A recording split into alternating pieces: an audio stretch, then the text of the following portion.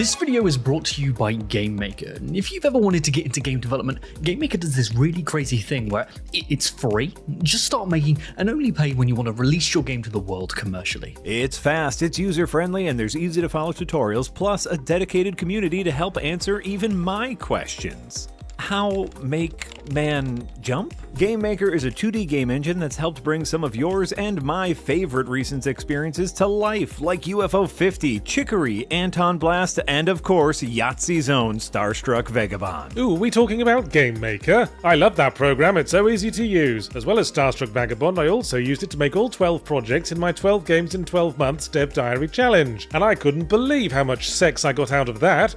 None. I got none at all. Which I couldn't believe. So what are you waiting for? Head on over to the GameMaker link in the description and start cracking away today, because we want to play your game. Yeah, looking through this list, I'm seeing one of you made Armpit Fart Tycoon, and I've got several questions for you.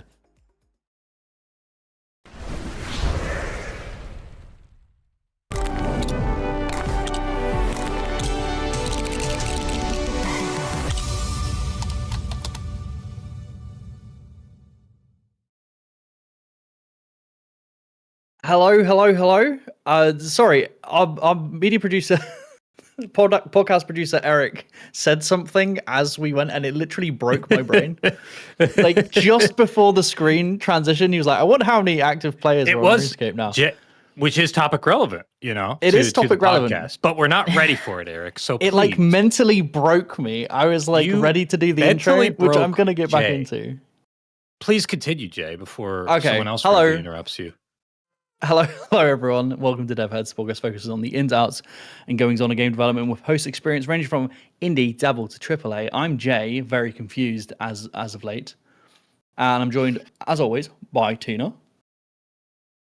Big wave for our listeners. She's waving and thumbsing up. Tina waves and thumbs up and smiles. Hi everybody. A pleasant smile. Audio description. And Mikey. Hi, it's Mikey. How are you all doing? Thanks for joining us today. How are you doing? That's my question. How are you doing? How am I doing? I'm pretty good. I'm actually pretty excited for this one because MMOs are a very interesting genre to me. I'm not like the biggest MMO gamer, but the interest that I had in MMOs, I mean, I'd argue it's like at least sort of niche. Let's say like sort of niche, or at least sort of old school. And I feel like I'm excited to bring that perspective to the conversation. And I'm curious how many people watching now or in comments or wherever kind of have that perspective too. I feel like most MMO fans are theme park MMO these days, but I walked a different path. So I'm excited to share that. But how are you doing, Jay? PvP gamer. Yeah, I'm all right. I'm all right. The next episode I'm working on for my show is on MMOs. So this is very serendipitous. It's coming together, and I think as a lot of my viewers and listeners will know, I'm like a huge MMO guy, like massive. Like I think most of my body is MMO at this point. So I'm very excited to get into the nitty-gritty of all this. Tina, how are you, mate? I'm doing all right. I'm going to be drinking my coffee during the show.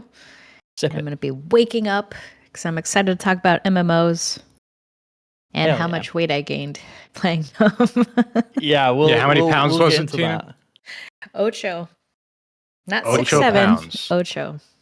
Thank you. That's 8 pounds for our non-Spanish speakers in the audience. Yeah, I'm an ignorant British man. You got to say it in English. Which is really not that. I think that's half a stone, Jay. Or however you say it. I'm terrible with weight. Like I don't understand. I have to think of everything in terms of bags of sugar. How many bags of sugar did you gain? Bags of sugar that you imperially stole from Asia. You rotten Brit. Yeah, we want your spices and then we don't want to use them. That's what we want. Was sugar? Did the Brits steal sugar from Asia? Where did they get sugar? We stole everything. We stole your sugar. Okay. We stole your spice. We stole your artifacts. We stole everything. I get that. No, I get that. As an American, you know, I can understand. We're basically you guys, you know. So you are yes. You're the outcasts of us. Yeah. Outcasts? We did it better than you. What do you mean? Oh, here we go. Quick, dump the Caribbean. tea and the sugar into the Boston clarifying. Apparently it was more of a Dutch thing. And yes, the Caribbean. Okay, thank you. Sorry, that was ignorant of me. Asia was more spice-oriented and other things. Well, Sugar is yeah, more Caribbean. Got it. being ignorant is part of like the British way. So I'm I actually will quite continue. I'm quite proud of our chat. Many people just said now it was Caribbean. Many different people. That's like more answers than I expected. I'd like so to assume good. our like the dev heads chat is well educated. In like, I like to think the type of well educated that I think I am, which is educated in useless bollocks, like Video games. not useful in any like day-to-day task. But if someone says something slightly wrong about the niche topic that you're obsessed about, you know instantly, right? That's what the chat is. That's what I like to think I am. You know, Asian is also tea. Yeah. Well, speaking of tea, what a segue. Last episode we were talking about hardware. Don't worry, I'll get there, guys. I'll get there. It will come back you're around good. to tea. We're talking about hardware and all of the mishaps with the AI farms, using up all that water, using up all that RAM, and we were talking about the ramifications of all of that. And one of the things we were speculating on at the end of the last episode was how that would affect the new consoles that are going to be coming out from Microsoft and Sony. And lo and behold, what has happened this week? PlayStation have delayed the PS6 till 2028, possibly, which is fair. And like, what do you guys think about this? Is this a positive thing for gamers, or do you think this is big bad? Also, Sorry. have a cup of tea. I'll brought it back. I'm laughing with sugar, which apparently, according to another user, is native to New Guinea and Southeast Asia. So maybe I was right all along. I don't know. We'll have to continue this discussion another time. I'm laughing right now because I saw someone said ramifications, you say. So forgive me. Yeah, but that's pretty I'll good. claim that one. I meant that. If anything, this just feels like it's just validating of our conversation before, right? I mean, I remember going off a little bit, maybe not going off, but I was making this point of like, what's the reason to get a new console, to make a new console or to buy one? It feels weaker than it used to. We asked the chat, like, why do you get new console games? Or excuse me, why do you get new consoles? It's for the games. There's fewer and fewer exclusives now. The hardware is getting pushed less and less year over year. I don't see, there's the unpredictability of hardware. There's geopolitical conditions. I mean, I don't really see, it makes sense to me essentially that this is happening. Yeah. Tina, what I are your think if you educated invested in the PlayStation 5 or the Xbox, you're just going to have it a little bit longer. So you're not going to be forced to buy the brand new thing to play your favorite games. So I think it could be good. It's crazy we will get a GTA 6 before the new PlayStation or Xbox, which is typically not the case, right? Historically, people wanted the new GTA on the new hardware, but it's not going to work out that way.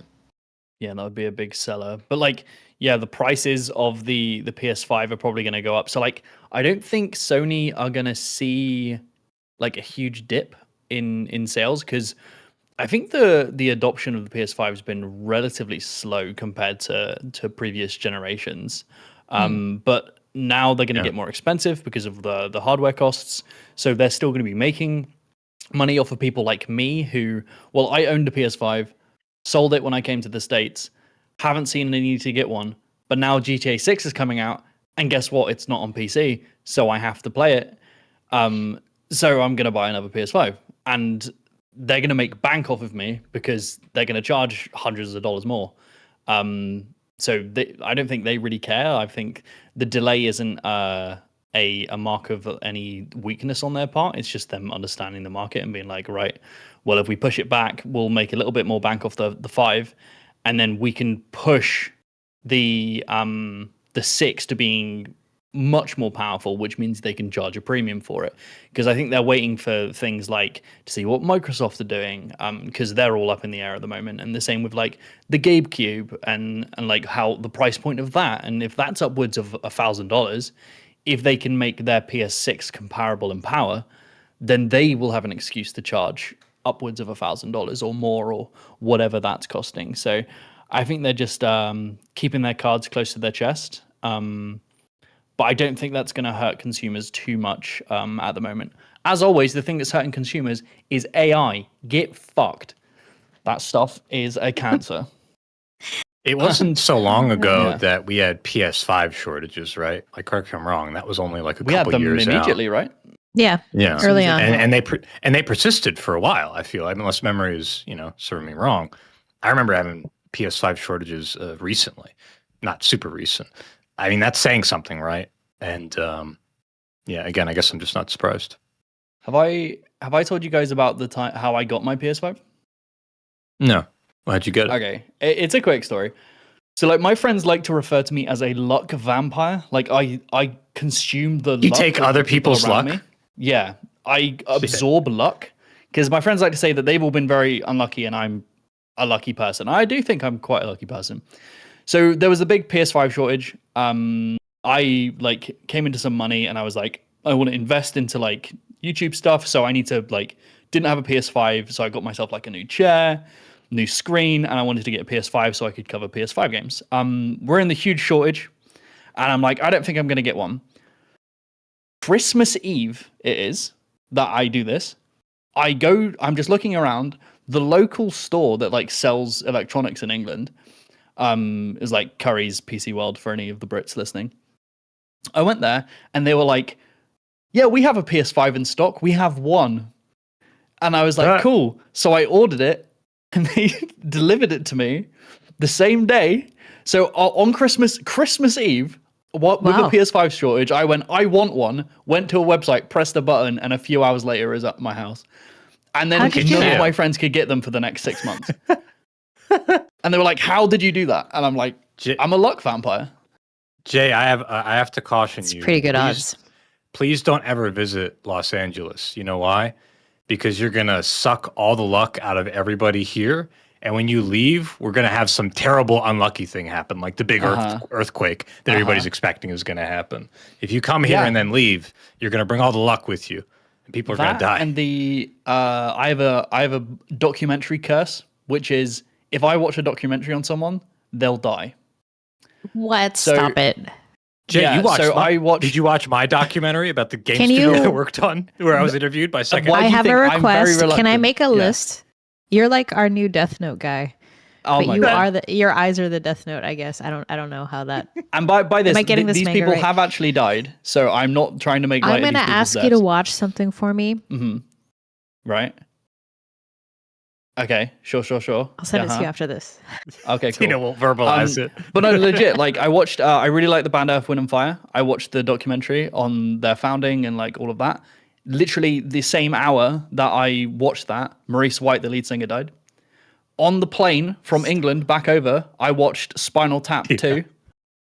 I watched with Brett Ratner. When I landed, he was dead. And I'm like, if I watch a documentary on a thing, people die, and it's upsetting, because I like documentaries.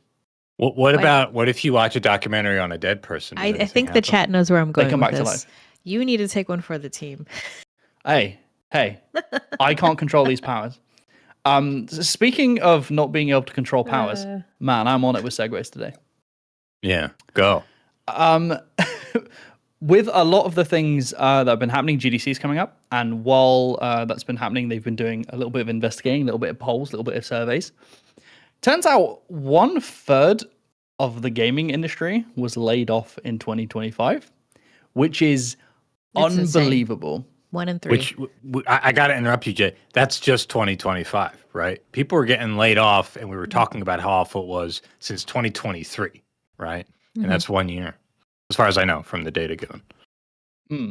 Yeah, it's absolutely unbelievable. Like, and we all know, either like if you're a game dev, or people in this space, you know people personally who have probably been laid off in 2025. Well, the odds are, 1 in 3, right? Or some of your favorite games that you've been looking forward to have been completely cancelled. Like, there's lots of stuff that's been happening, big layoffs and game cancellations happening at Ubisoft, which is crazy. Like, I know it's been in turbulent development, and I know some behind the scenes stuff about it. But the Sands of Time game remake got completely cancelled. which as a like huge Prince of Persia lover, it's real sad, and Beyond it's Good also and real Evil sad to 2 know all is, these right? developers. I fucking hope not. Jay. This is Jay's precious game, everybody. Beyond Good and Evil. Extremely Jay, precious. take a sip of your shaken Gatorade. Inhale through the nose, exhale through the mouth. Beyond Good and Evil 2 hasn't been canceled. It's going to be okay. We have to visualize success. I mean, for the I need games that we want confirmation of to this, release. or I cannot continue. Eric is giving confirmation right now in the Rock chat. Paper Beyond wasn't Shotgun canceled. says it's not canceled. Oh, oh my god, that's like seeing my only child on the edge of a cliff about to leap, and it's like caught by a stray seagull and catches it, saves its life. The amount of dread I just felt into like elation, because I just want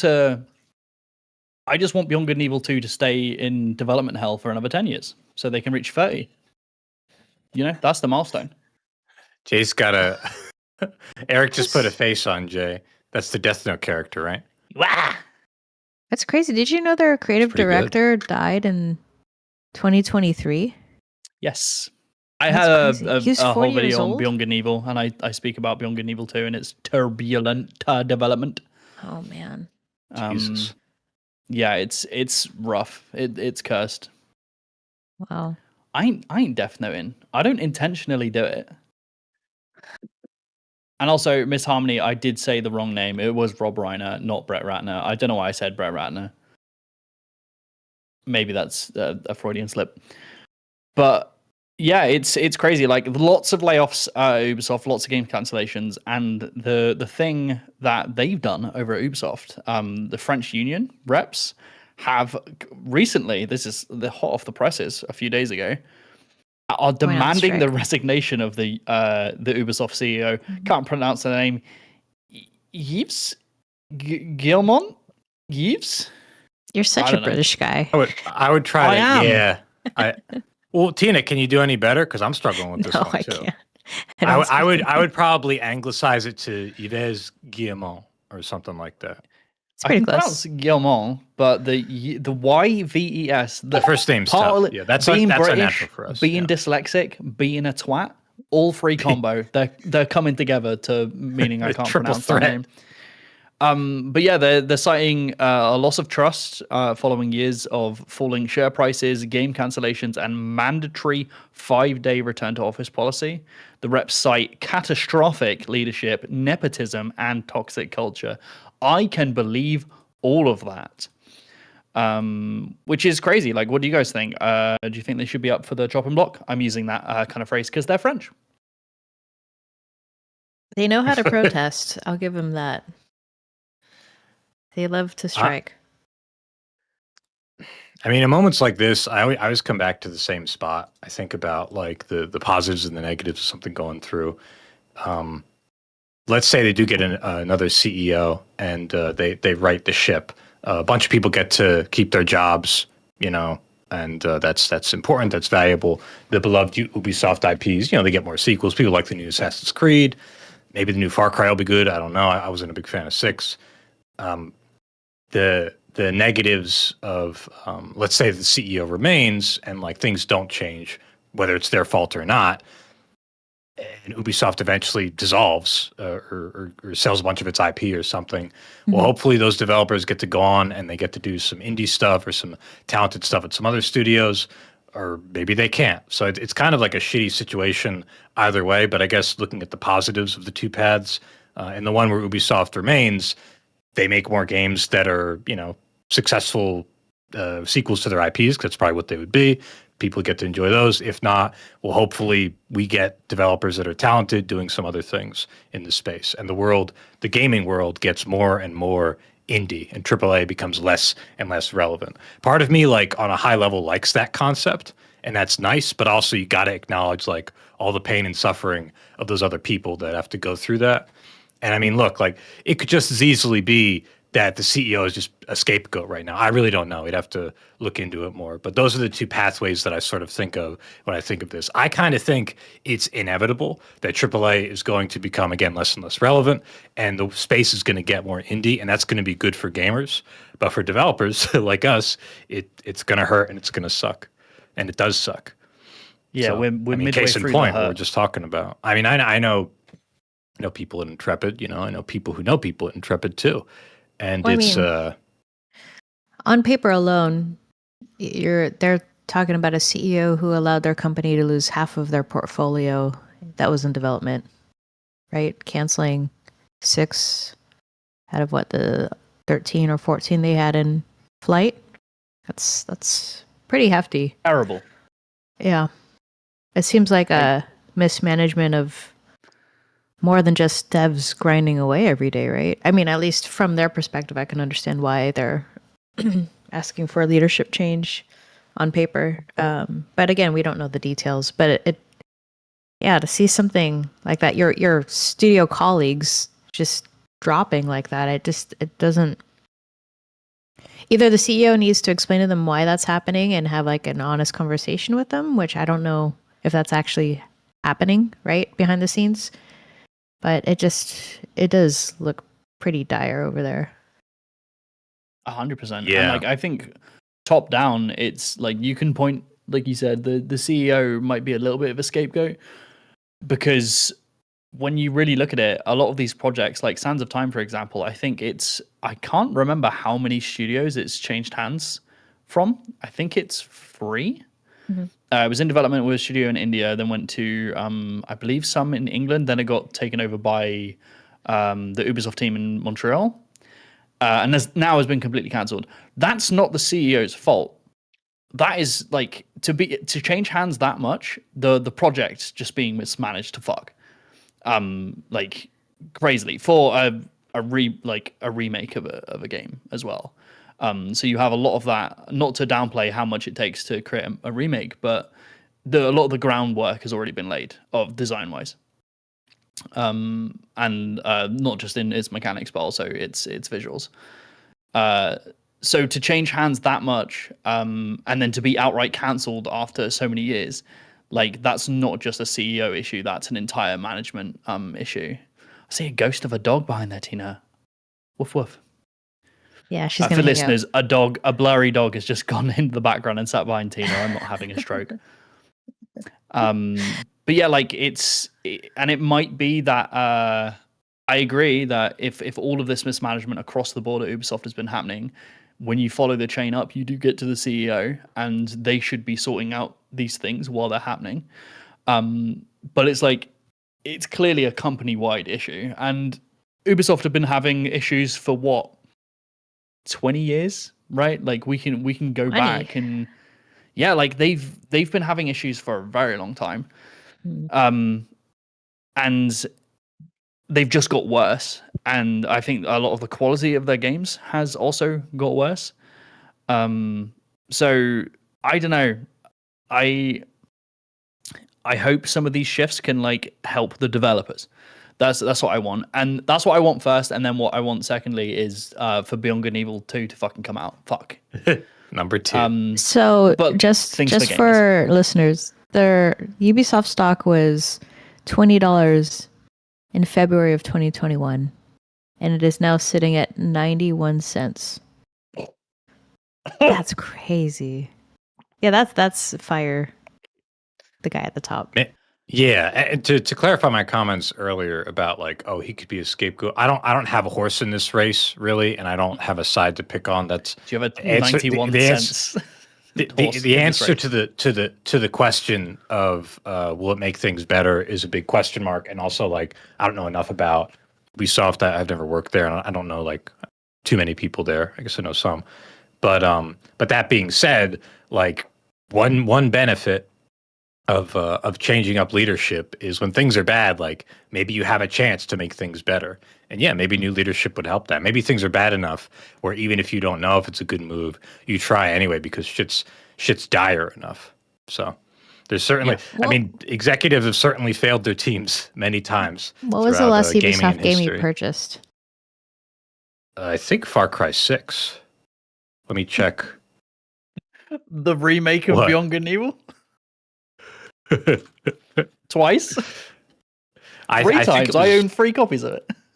I think it was no wait. Okay, so this is half a joke. I bought Splinter Cell for like $2.50 a few weeks ago on a Steam sale, or a couple months ago, and then before that, it might have been Far Cry 6 You a joke, couple dude. years ago. I can't That remember. $2 you spent might be keeping them afloat.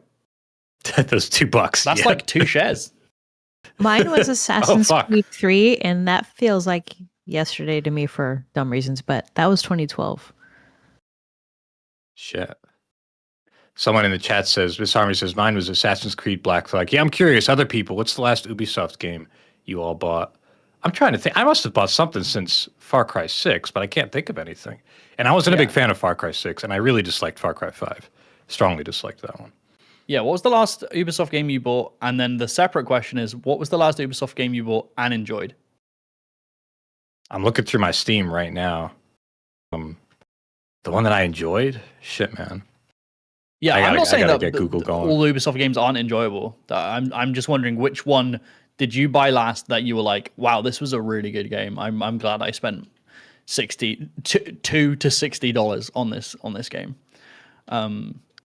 Dude, I don't know. It's been a while. I'm not. I really liked I'm Siege. not Siege fucks.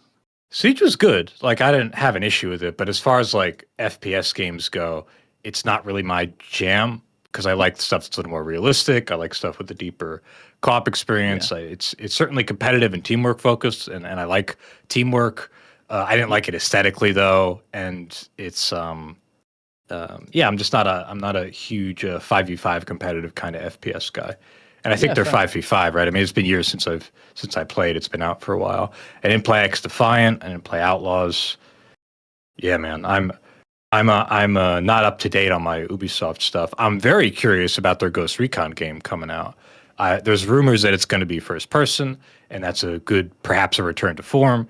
We'll see. I'm a huge that Ubisoft hasn't been canceled? fan when it comes to Ghost Recon. I don't know. Maybe it has been, but last I heard about it was a few months ago, and it was not canceled. Maybe it will. You know, Easily could be. it's up in the air. But we'll see. Yeah.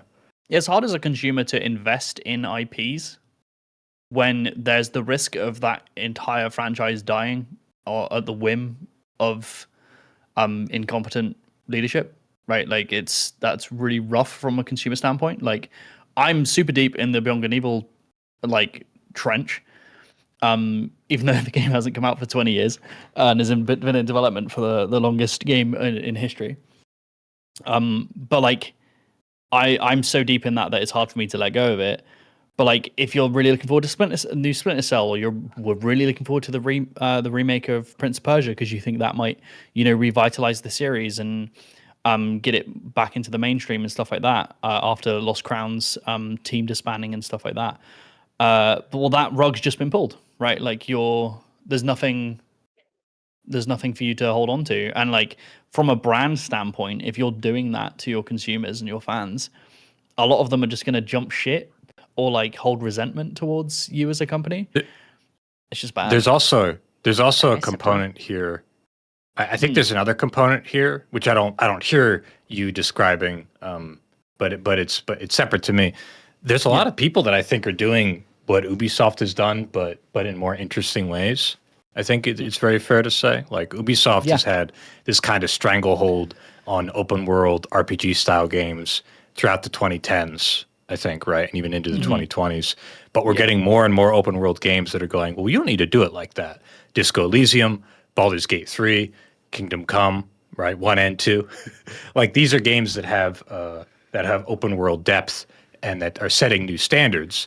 So I think that's also challenging them a lot. Ubisoft is so big. I just think that their teams are not allowed to take risks, right? They're not allowed to take risks because there's too much at stake, and they also don't have enough time, and their teams are spread out all over the world. Like, so many people touch an Ubisoft product, and so many people touch a lot of products, AAA and otherwise, more than gamers really know. We talked about this before.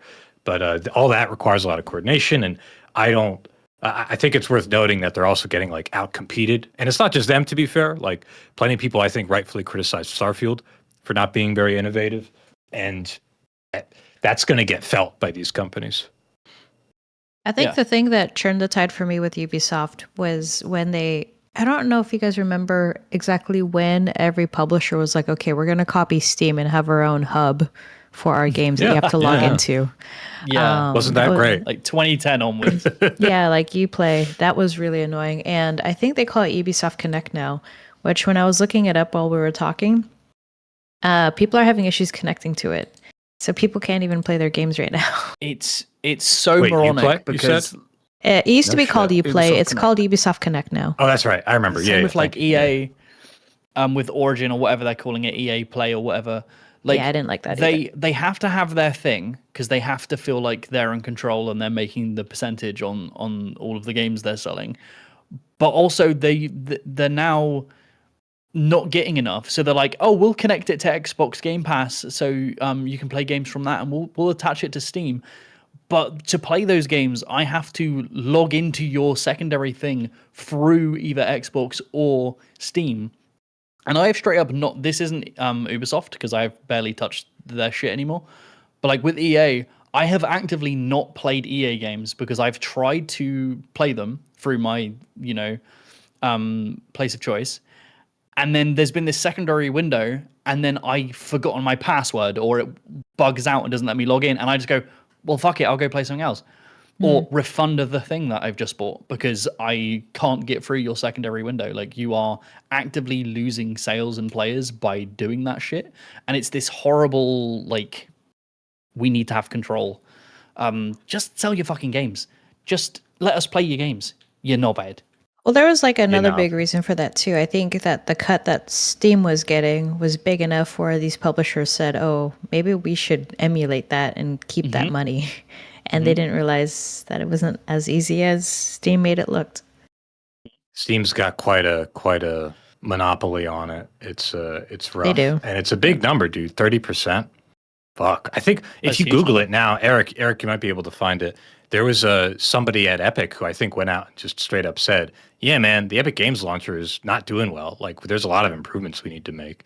And that kind of acknowledgement is coming after the launcher having been out for years at this point, right? And them trying very hard, not so much now, but they were trying very hard to get people to release on it, having exclusive releases there, and then another one a year later.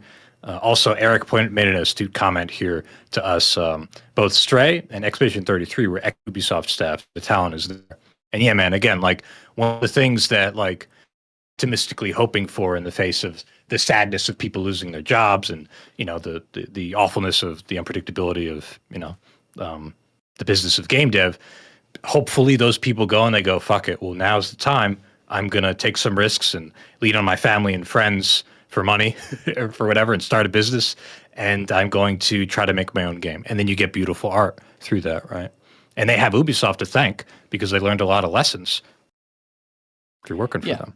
That's what we can hope for. I hope I just hope there are more investors who are willing to take a chance on those developers to be like, in the wake of things like Stray and Expedition 33 and these big AAA developers coming out and be like, I want to make a smaller project. I hope people are more willing to invest in it from a development standpoint, but also just a consumer standpoint of getting to know these names, these people, these developers. Because the team that made Expedition 33, I'm sure there are so many ravenous fans who are just so excited about what their next thing is, whether it's JRPG or not. And that's really cool. And building that brand recognition, because it is hard as a developer, even if I know developers who have worked on some of the biggest games in the industry, who are currently struggling to look for any kind of work. Like, nowhere is hiring them. And that's probably the same for like people investing. Like, oh, I don't care that you've worked on the biggest titles out there. Because like, I'm talking to 30 of you. I just got 30 other pitches from other people that come from AAA studios, and I don't give a shit. It's too much risk, and we don't have the money. And why would we, right? With the way tech is as it is. I think there's just so few jobs and such a high number of employees looking for work that the people hiring can be extremely picky right now, right? They can say, I want the specific genre of game, and I want you to have worked with these specific departments or have this many years experience, or you need to have at least a couple awards under your belt, like all this crazy stuff. And they can do that because there's executive and director level employees settling for senior lead work because there's just not much out there. So you're Because 1/3 of the industry has been forced back into the job hunt, right? It's such a horrible competition. I know it. I know at least one person who's going. This is a real doomer podcast today, isn't it? But I'll share it because it's important to talk about. I know at least one person who's saying straight up, "Hey, man, I'm taking anything. I'll work at the mail office. I will work for the government. I'll do anything. I'll work at Costco. I'm looking anywhere because I have a family." You don't want to work for the government either. There's massive layoffs there too. Sure, and it's a scary time, right? Where the things that we regard as being predictable could not be so predictable. And that's like, we could talk all day about that, but it's a different conversation. Point being, like, there's a lot of people who are getting laid off in game dev that are just like, they need something and they'll take anything because they have families to feed. So when I make this comment about, like, it would probably be good for gamers and it's like exciting to think about taking the risk to form your own studio and do an indie project. I mean, it's a nice thought, but there's a lot of real human pain that comes with that. And I don't mean to not acknowledge that. Also, something Eric linked. Thank you, Eric. I actually misquoted a bit. The thing I said about it was softer. An Epic Games Store boss said, "The launcher sucks. Let's call it what it is." And that's the direct quote, apparently. They're going to do more like forum-type social features is what they're pushing for. So, any competitor, like, not like EA or Ubisoft, but any kind of launcher that is trying to be an actual competitor for Steam is a good thing. That isn't just, oh, we're only selling EA things, we're only selling Ubisoft things. Like, having a competitor to fight against monopoly, I think in the long run is healthy for the industry. But then again, I still only use Steam, so womp womp. Or Battle.net. Bang. You probably use Battle.net. Damn, what a fucking transition, Tina. Holy shit. MMOs, yeah? Main Mid topic. Drake too. Write that timestamp down, Eric. It's right now, dude. We're transitioning. Everyone look at the bars. We're transitioning to MMOs. We got to reply to this comment. To the person who said a few shows ago, "Oh, it'd be nice if there were some timestamps so we knew when the transitions were happening." We got you. We did it for the last one. We're doing it now. We're Boom, listening. Jay, go. We're listening. Yeah. Go. It's already transitioned. That person's looking down. It's transitioned. They're happy. They've skipped right to it. Welcome. And you're welcome. So, MMOs, yeah, they're a thing. They're games. They're a genre. Julia's here. What up, Julia? Right on time, Julia. girl. It's for the uninitiated, because MMOs out of all genres, I think, are some of the sweatiest. It's like one of the sweatiest genres. It stands for massively It goes beyond multiplayer. sweat, man. Addiction. Oh, dude, yeah, 100%. And I'm one of them. I'm in the trenches. MMO stands for massively multiplayer online. It's usually attached to RPG, so massively multiplayer online role-playing game. So you're role-playing, but massively with multiple people. But massively. It's a big like massive, that. dude. Yeah.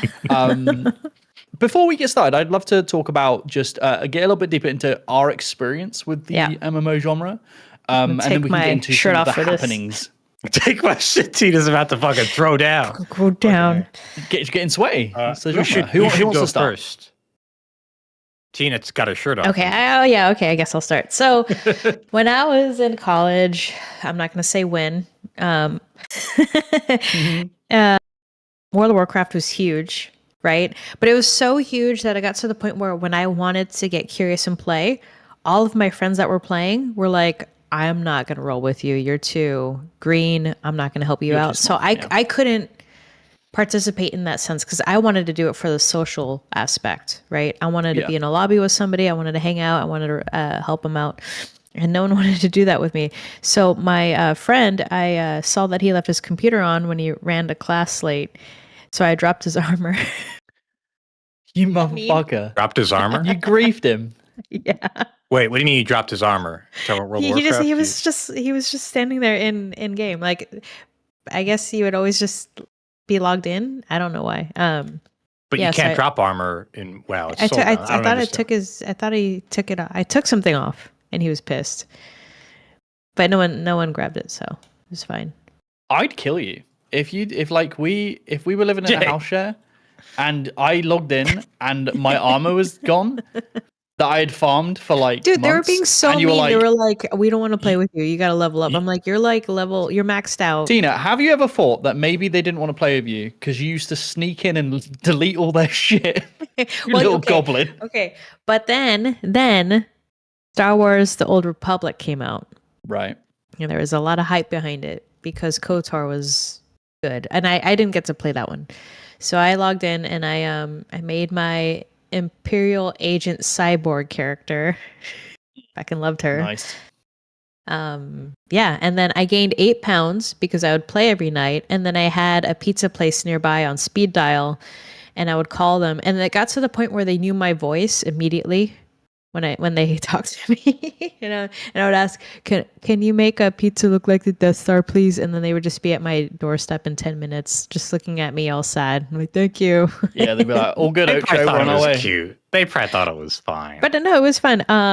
The fucked up thing was we would do. There was a ton of us that would play together, and I didn't realize that when one person backed away from like a large battle, it would reset the battle for everybody, and that happened once, and I never did it again. That's grim. Yeah. There's a bug in the recent World of Warcraft. Well, was a bug in the recent World of Warcraft patch where everyone's doing the pre-patch for the new expansion. So they're all going to this one area and they're all hunting rares, these big mobs. And there are portals for you to portal to different cities and stuff that are in this area. And there's a bug that when you click the portal, it wouldn't teleport you, it would teleport your target. So what people would do would wait for people to all swarm these rares and then just start targeting them and teleporting them to the main city. So none of they just get mass teleported out of this area. Terrible. Also fucking hilarious. Like the absolute goblin you'd have to just be sitting at the portal going, they're just Yeah, I would waiting. do that. That'd be fun. Yeah, that's He was a fucking Tina energy. MMO. At least a tenth to 25% of the players are little fucking goblins in whatever way that they are. In WoW's briefing case, people, literally obsessing over loot, yelling at people because they died during a raid because they didn't heal or tank or DPS fast enough. MMOs attract a lot of goblins. I mean, I would know. Leroy Jenkins types. Yes, that's one of them. There's other goblins too, but yes, one of them is definitely 100%, Leroy Jenkins 100%. types. I would. That's how I would kind of stratify it. Yeah, so to get back to SWTOR, I paid the monthly fee to play that game for over a year, and then out of nowhere, EA just decided to nickel and dime, and they moved away from that monthly business model, and I think they wanted you to pay for every piece of UI that you were used to having, right? What the fuck? And I got so upset that I just stopped playing after that, but it was weird. That's when it kind of died for me. But yeah, I'd like to look into that because does anybody in chat know of that transition and like exactly what that was with like the UI and stuff like that? Because that's interesting and also terrible. Yeah, they had like a free version you could play, and then it was like, oh, but if you want, yes, and there was like a yes. premium version, right? They went free to play, but they also they took away all the good pay, UI. and you could have all the good stuff. Because like I had a bit of an experience with that game. I like, and we'll get into my experience in a bit, but like I was like huge into WoW, and then when that game came out, I really loved Star Wars, and I was like, oh my god, it's just going to be WoW but Star Wars. Yeah.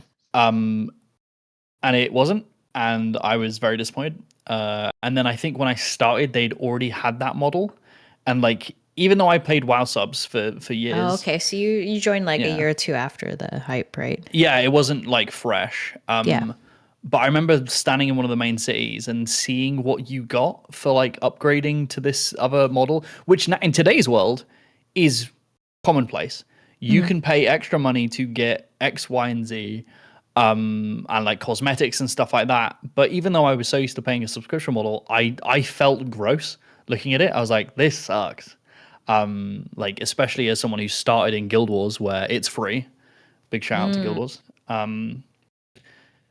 But yeah, Mikey, give us some of your experience. You're like the Dark Ranger of our group here. You're the edgy one in the corner. It's still video games. It can only be so edgy. But yeah, I feel like in a nutshell, if you two and Tina specifically, you were like Star Wars: The Old Republic. I was like Star Wars Galaxies. My MMO taste came from the pre-theme park, pre-EverQuest, pre-World of Warcraft taste, where I was playing stuff like Darkfall, Worm Online, Shards for Ultima Online, and Shadowbane, and also PlanetSide 2, and then more recently a little bit of World of Warcraft Hardcore, which was an interesting experience. But I did start with World of Warcraft, as many did. I really hadn't played that many RPGs at that time in my life. I think I played Diablo 2, and that was it. So playing World of Warcraft and being like, a teen really opened up my eyes to online game. I played plenty of games online at that point, but it really opened my eyes up to a persistent world, and it was very exciting. It was early World of Warcraft, so like people didn't understand the game yet, and I didn't understand RPGs that much. So there was all this mystery, the stats, the world, like it was all like kind of intimidating and enticing at the same time. But then after I got into that, and I was playing on like a Care Bear server, as they called them, like it was normal PvE. I didn't even play on a PvP one, but I had friends who were like more into the PvP style of game, and then I got involved in the other ones like Darkfall. And when I made that comment about like, 10 to 25% of MMO players are like goblins, basically, jokingly. If you want to talk about games like Darkfall and Worm and some of the like open world full loop PvP games, like New World, like in the beta, and maybe even to some degree Dune Awakening, if we call it an MMO, which I think it is. That's like 80 to 90% goblins. There's a lot of fucking goblins in those games, and part of me enjoyed that, and I because I enjoyed like the persistence of the world, the clan fighting, the PvP, the stealing and fighting over resources from other people, because it was all part of the game. But it could get pretty fucking toxic at the same time and quite goblin-like. And I eventually stopped doing it. But I've always really had an appreciation for the scarcity that those kinds of MMO games offered. And I think scarcity creates drama and investment in a multiplayer world, and a persistent world makes things interesting. But in the theme parks, you're just going in and out of the fucking rides, and that's why I was never fully grabbed. I played WoW, but I was more grabbed by these other ones.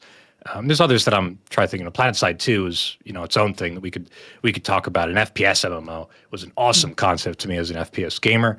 But yeah, as far as my taste goes, I guess I did do some of the more edgy stuff. I don't think I was full goblin, but I was definitely among them. Yeah, the thing with those types of games is it might be 80 to 90% goblin, so you got like a 10% leeway. That 10% gets weeded out real fucking quick, so it stays perma goblin after that. But here's the thing I gotta say, but before you continue, Jay. There is value in the design. Like, there's a reason why EVE Online is captivating to so many people. It's because it's a world where you can fuck each other over, and you fight, and there's war, there's persist. Like, I don't mean just war. I mean like structured conflict, and that's wild, because not many games can offer that, because they don't have the persistence, they don't have the ability for you to take other people's stuff.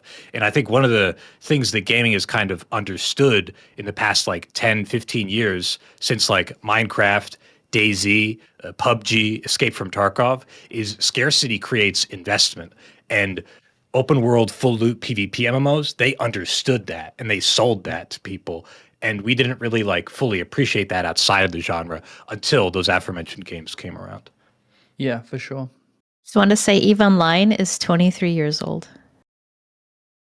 Fucking madness. How old's EverQuest? Wait, okay. This is my favorite thing to do in MMO conversations. Guess how many EverQuest expansions there are?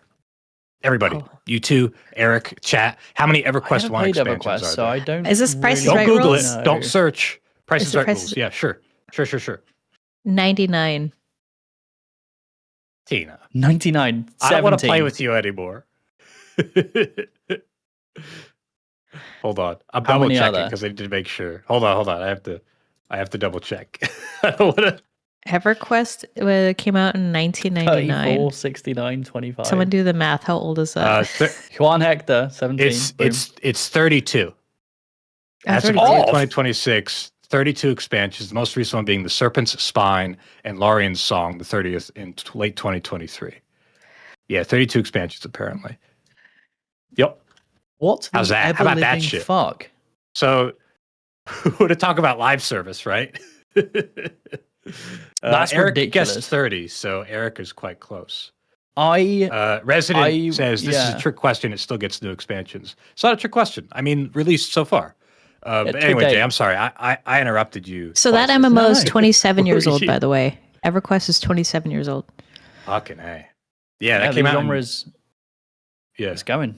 It's really going. It's crazy that they're still getting new content. I was onboarding someone to play WoW recently, who'd never played, and they started the download, and they were like, "Fuck me, why is the download so big?" And I was like, "Because there's over 20 years of content in here. What 22 are you years. on about?" 22 years Like- old. Fucking A. Fucking A. And it's dude. all there, and you can play all of it. it's like, my yeah, God. okay, fair. That size is actually looking kind of reasonable now.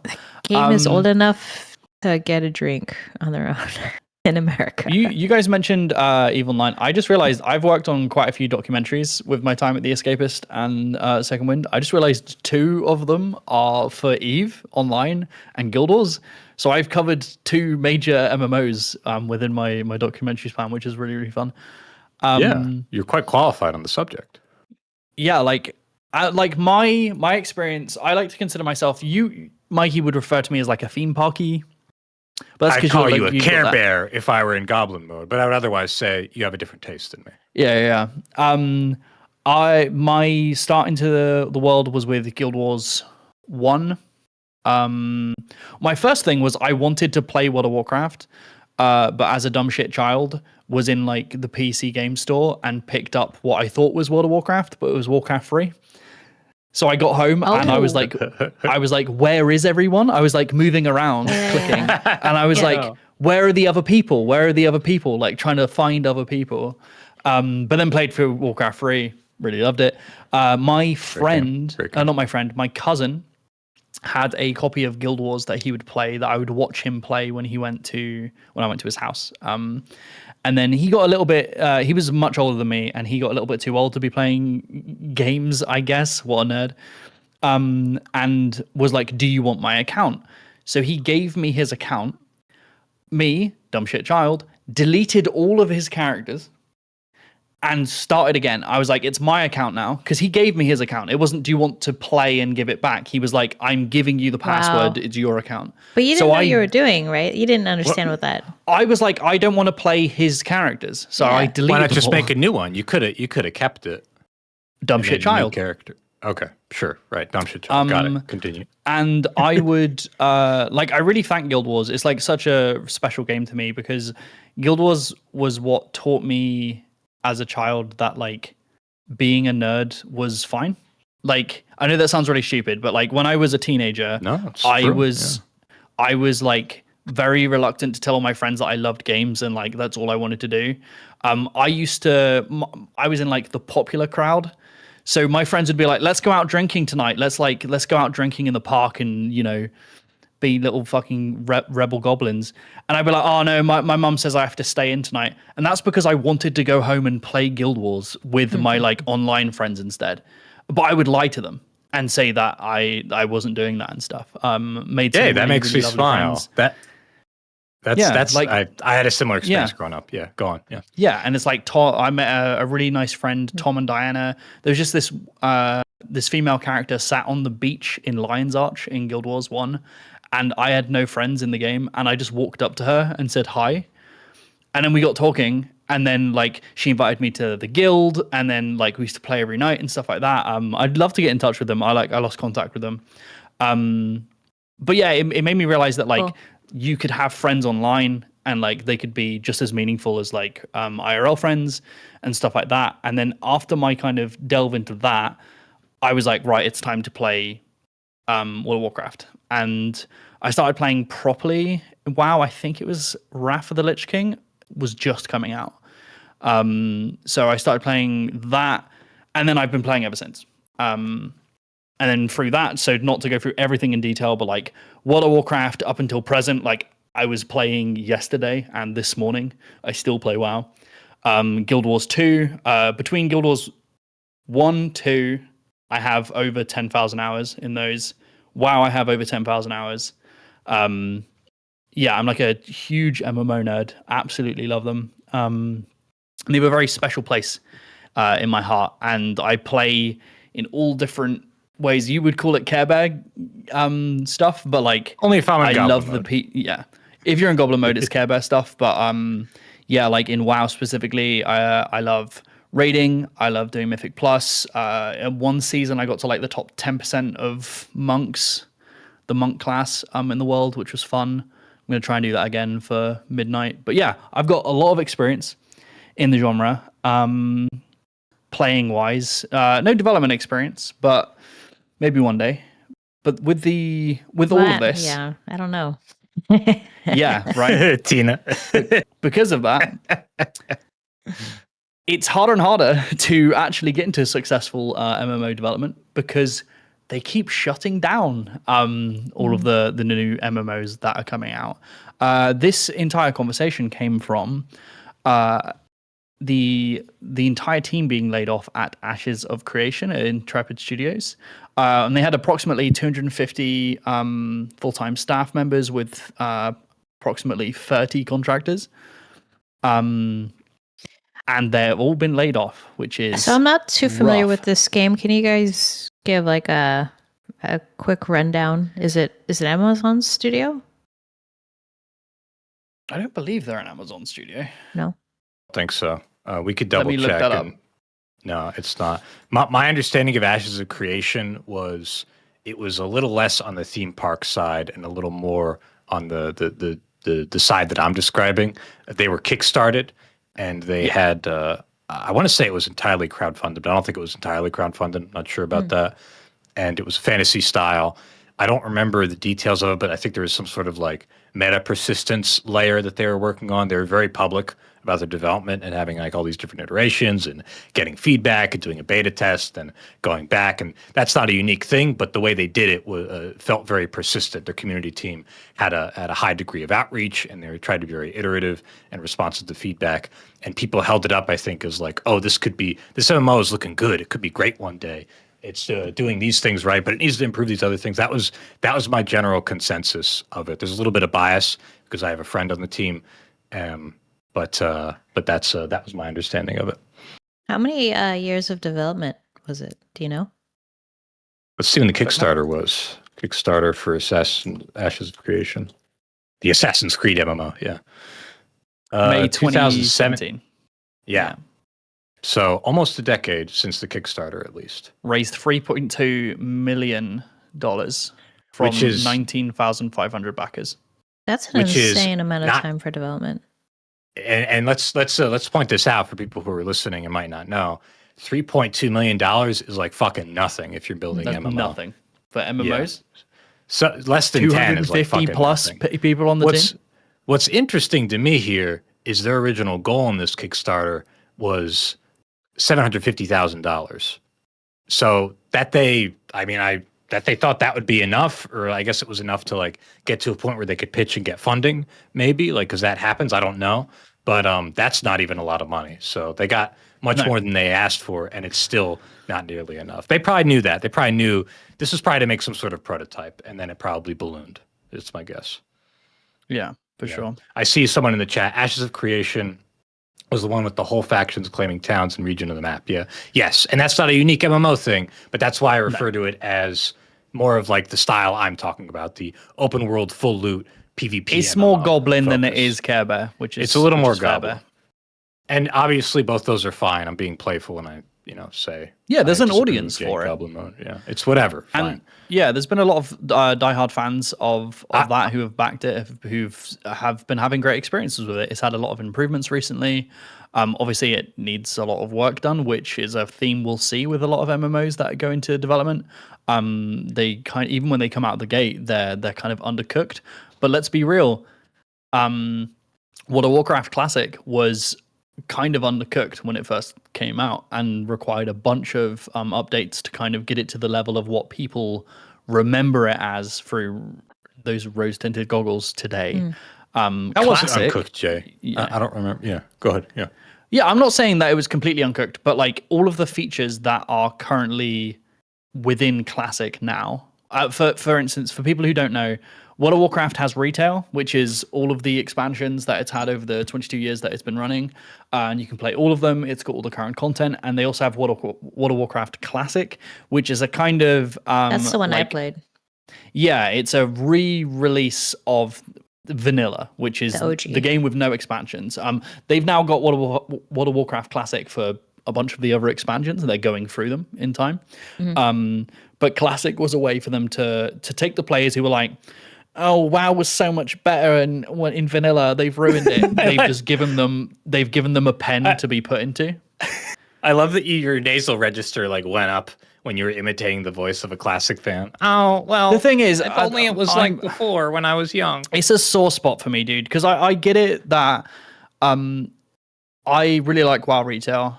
Yes, I'm a fanboy, but all of the friends of mine who are like, "Oh, I can't wait for Classic, it was so much better." Motherfuckers, you didn't play Classic.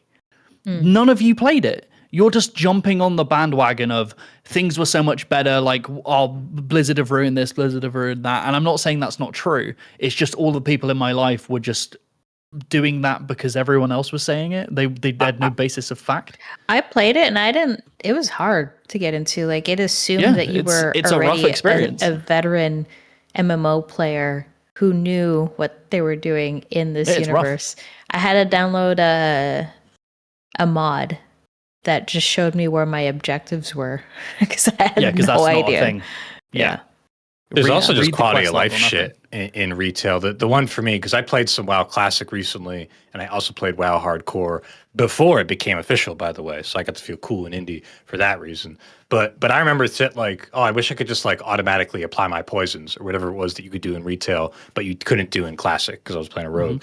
That's the kind of shit that I think needs to be acknowledged. And I get what you mean, Jay. The bandwagoning makes us roll our eyes. And also just like, we talked about this in our stream with Mandalore, I think, like maybe a year ago. But like remakes, I mean, I like some of them, and I'm okay with the concept, but I'm becoming more and more annoyed with them, and annoyed with this. Even as a nostalgic gamer myself, I'll say it. Annoyed with the relentless nostalgia of some gamers and how much they want and buy and put their money toward remakes and remasters. There's a lot that I like about that, and I love studios like Night Dive who do this. Like, they restore old games that deserve to be remembered again. Yeah. But like, I mean, I see shit like the reverence people have for WoW Classic. Are they doing a Burning Crusade Classic now as well? It's, Like, wouldn't it be nice? it's already out, I believe, and it has been out Right, for a hot minute. Yeah. And wouldn't it be nice to have that money and those resources put towards some new shit? Like, it's not even, it's like, at least as a compromise, do it within the IP or something. But it's very, go ahead, yeah. Yeah, to give Blizzard their flowers here, and they haven't announced this yet, but we know it's coming. We have retail, and we have Classic, and we also have Classic for all of the expansions. They're going through them. Correct me if I'm wrong, chat. They're up to Mr. Pandaria, right? Classic. Yeah, like they're already super far into getting up to Classic. They're chasing retail, which is kind of crazy. Anyway, they have been hinting at, and the fans have wanted, effectively Classic Plus, which is, hey, we're doing Classic, but kind of alternate timeline. We're doing different things, new things, like new raids, new subspecs, new things, but within the realm of Classic. So we're not going to do Burning Crusade. We're going to do something else and stay at the level 60 cap or blah, blah, blah, blah. There are hints that they're doing stuff like that, and they're going to announce it at BlizzCon in September. We'll see, man. We'll see. Yeah, go ahead. Sorry, finish. Yeah, that was it. Like, I think they are doing stuff like that. So it's good. I like everything they're doing with WoW. I think is really positive. So even if I don't necessarily, I'm not like one of those like rose tinted goggles people. That doesn't mean I'm saying if you do like Classic, like you're bad. That, mate, fucking go for it. If you have more fun there than you do retail, awesome. Like that's what that space is for. Like that's for you. You know, Tina, you got something to say? Two things I wanted to bring up. The first is, I believe, from what I remember, and I could be wrong, but WoW was the first game that really broke into the Chinese market and blew up. Like, they had the WoW theme park that was unlicensed, I believe. Oh, what? I don't know anything about that. That's awesome. Yeah, like, they didn't have the rights to do that, but they did it anyways. And I think that's when a lot of American and European developers realized, oh, there's money bags here. There's money to be made. And I think WoW kind of rode the curtails of that success in Asia and really kept it going. Whereas I think if they didn't have that, it probably wouldn't have lasted as long. Yeah, they've recently partnered with NetEase. Blizzard have to do official releases, like new releases of World of Warcraft. They have like unique like mounts and in-game items that are only available in those servers. Yeah. So like, yeah, they've got a huge market there. I know, interestingly enough, the undead race, which if you didn't already know, they have like parts of their arms missing, so they have exposed bones and stuff like that. Oh, that's not really allowed in China, right? Yeah, that's not allowed. So the undead race are, I think they might be called the Forsaken, translated obviously, and have all of those things removed because skull and skeleton iconography is a big no-no in their culture, I believe.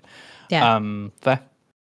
So they had to remove all of that stuff. And like, yeah, like WoW, one of the things I want to get to is we have currently a handful of MMOs that are doing well.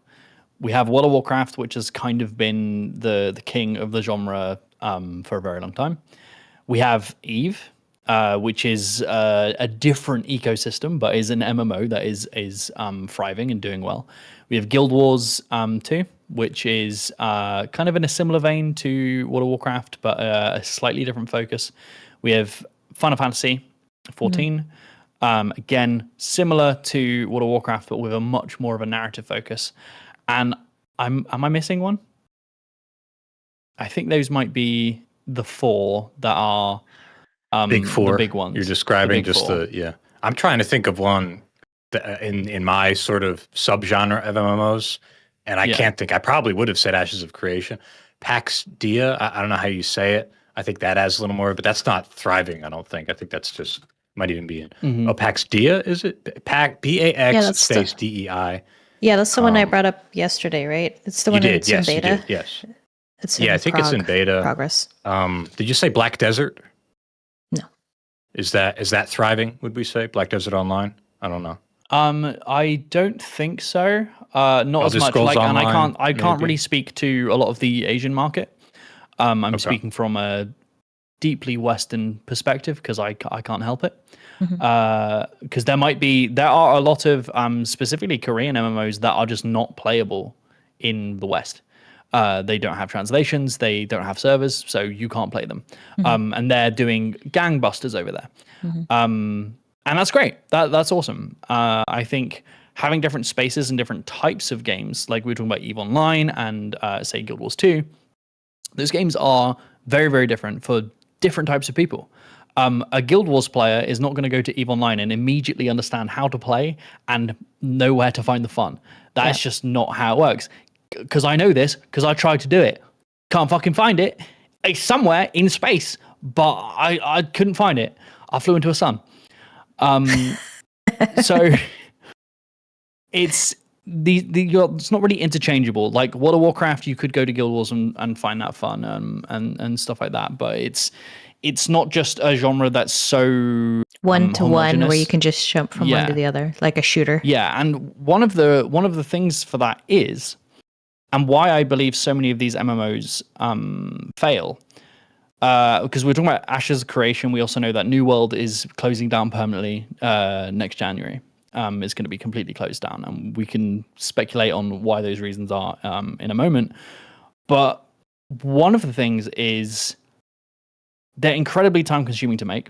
Like, to create a world that is massive, that is multiplayer, that is online, all of those things take a lot of work. All of them. Each step of that MMO is an incredibly time-consuming and costly thing to produce. So you need a lot of people on your team. You need a lot of experienced people. You need lots of different departments working on everything. Because like we saw with New World, and this is me speculating, allegedly, they wanted to do a more of a sweaty goblin PvP focused iteration of the game. they released it into, I believe it was beta or alpha. Then a bunch of the theme park fans, like me, were like, where are the dungeons? Where are the quests? Where's the lore? Where's the meat?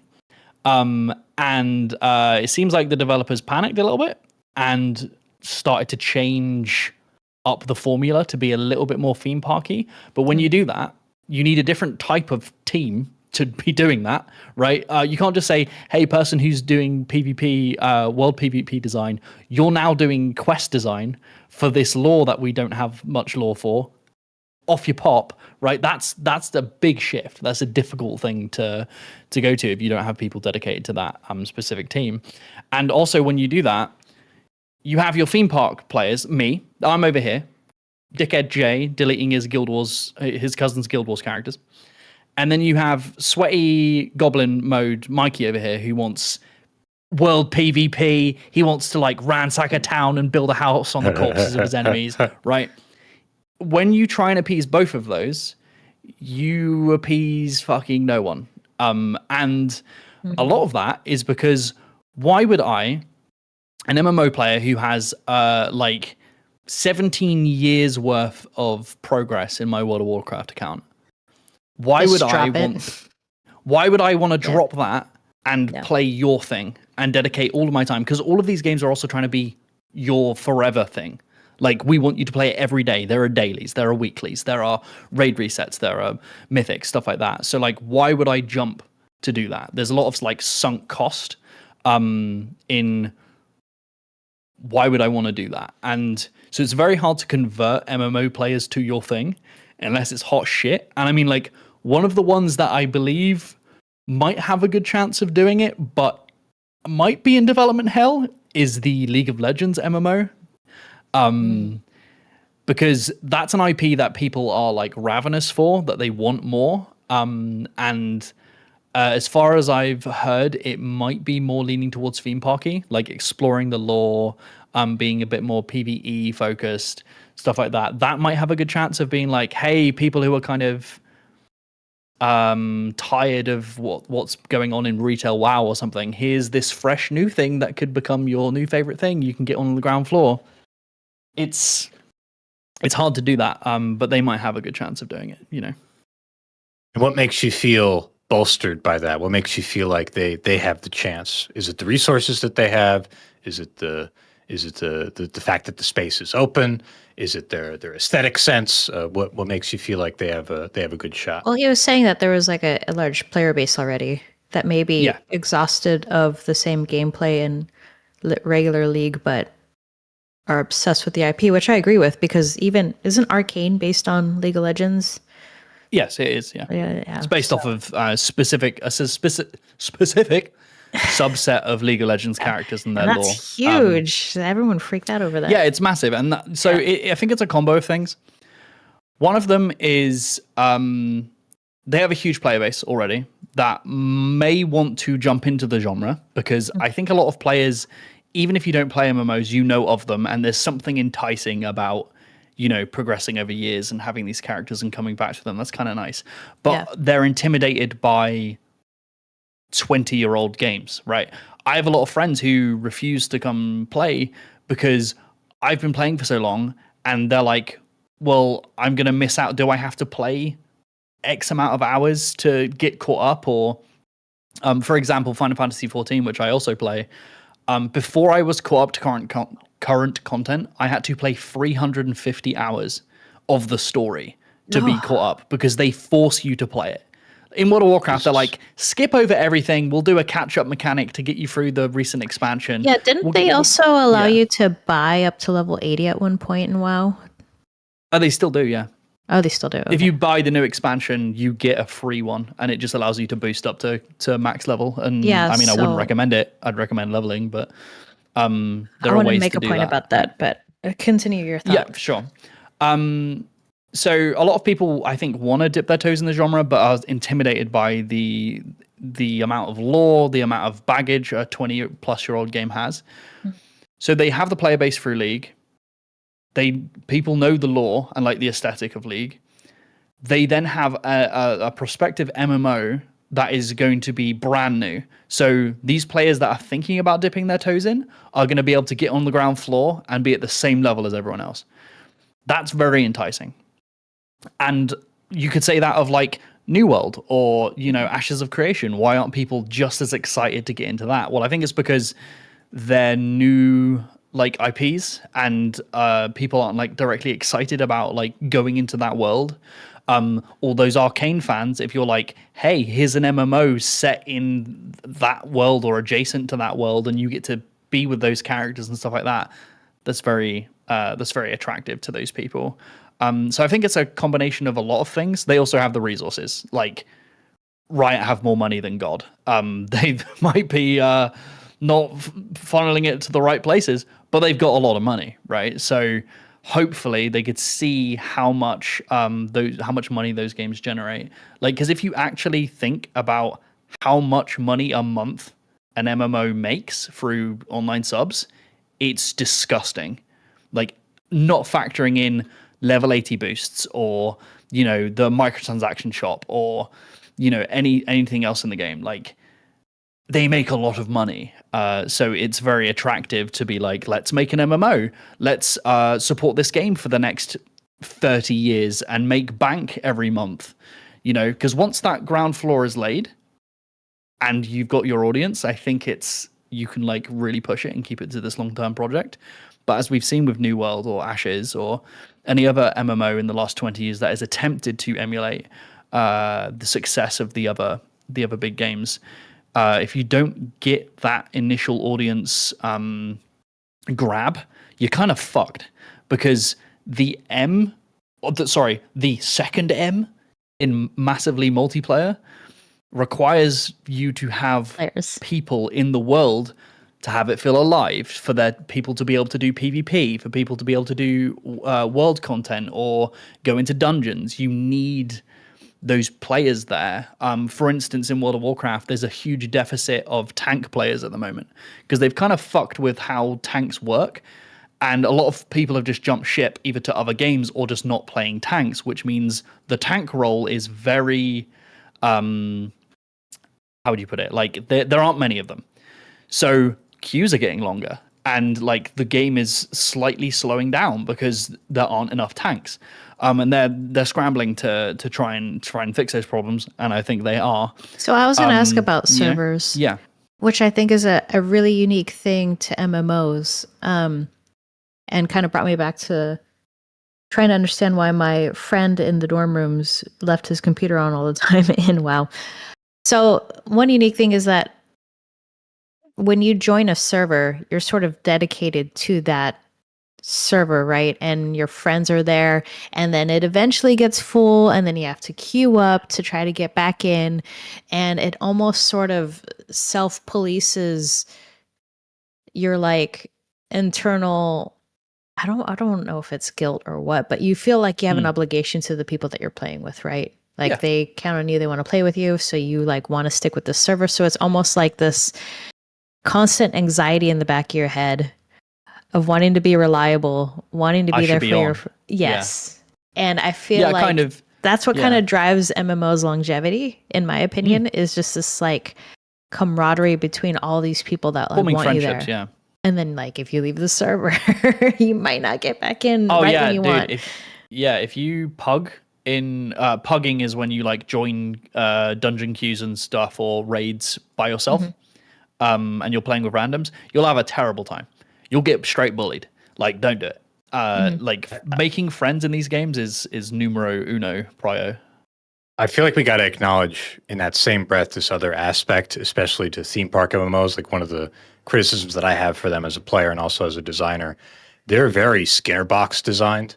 Like, there's a lot of addictive qualities to theme park MMOs specifically, other MMOs too, but especially theme park, where the next piece of loot is just in front of you. That carrot is on the stick and you're running and going, and you could dump hours and hours. Did you say 315 or 350 hours, right, Jay? And that's just like one stage of play to get through. That's just the narrative, the next stage. of getting in. And it's just the narrative, right? So I think and you rushed.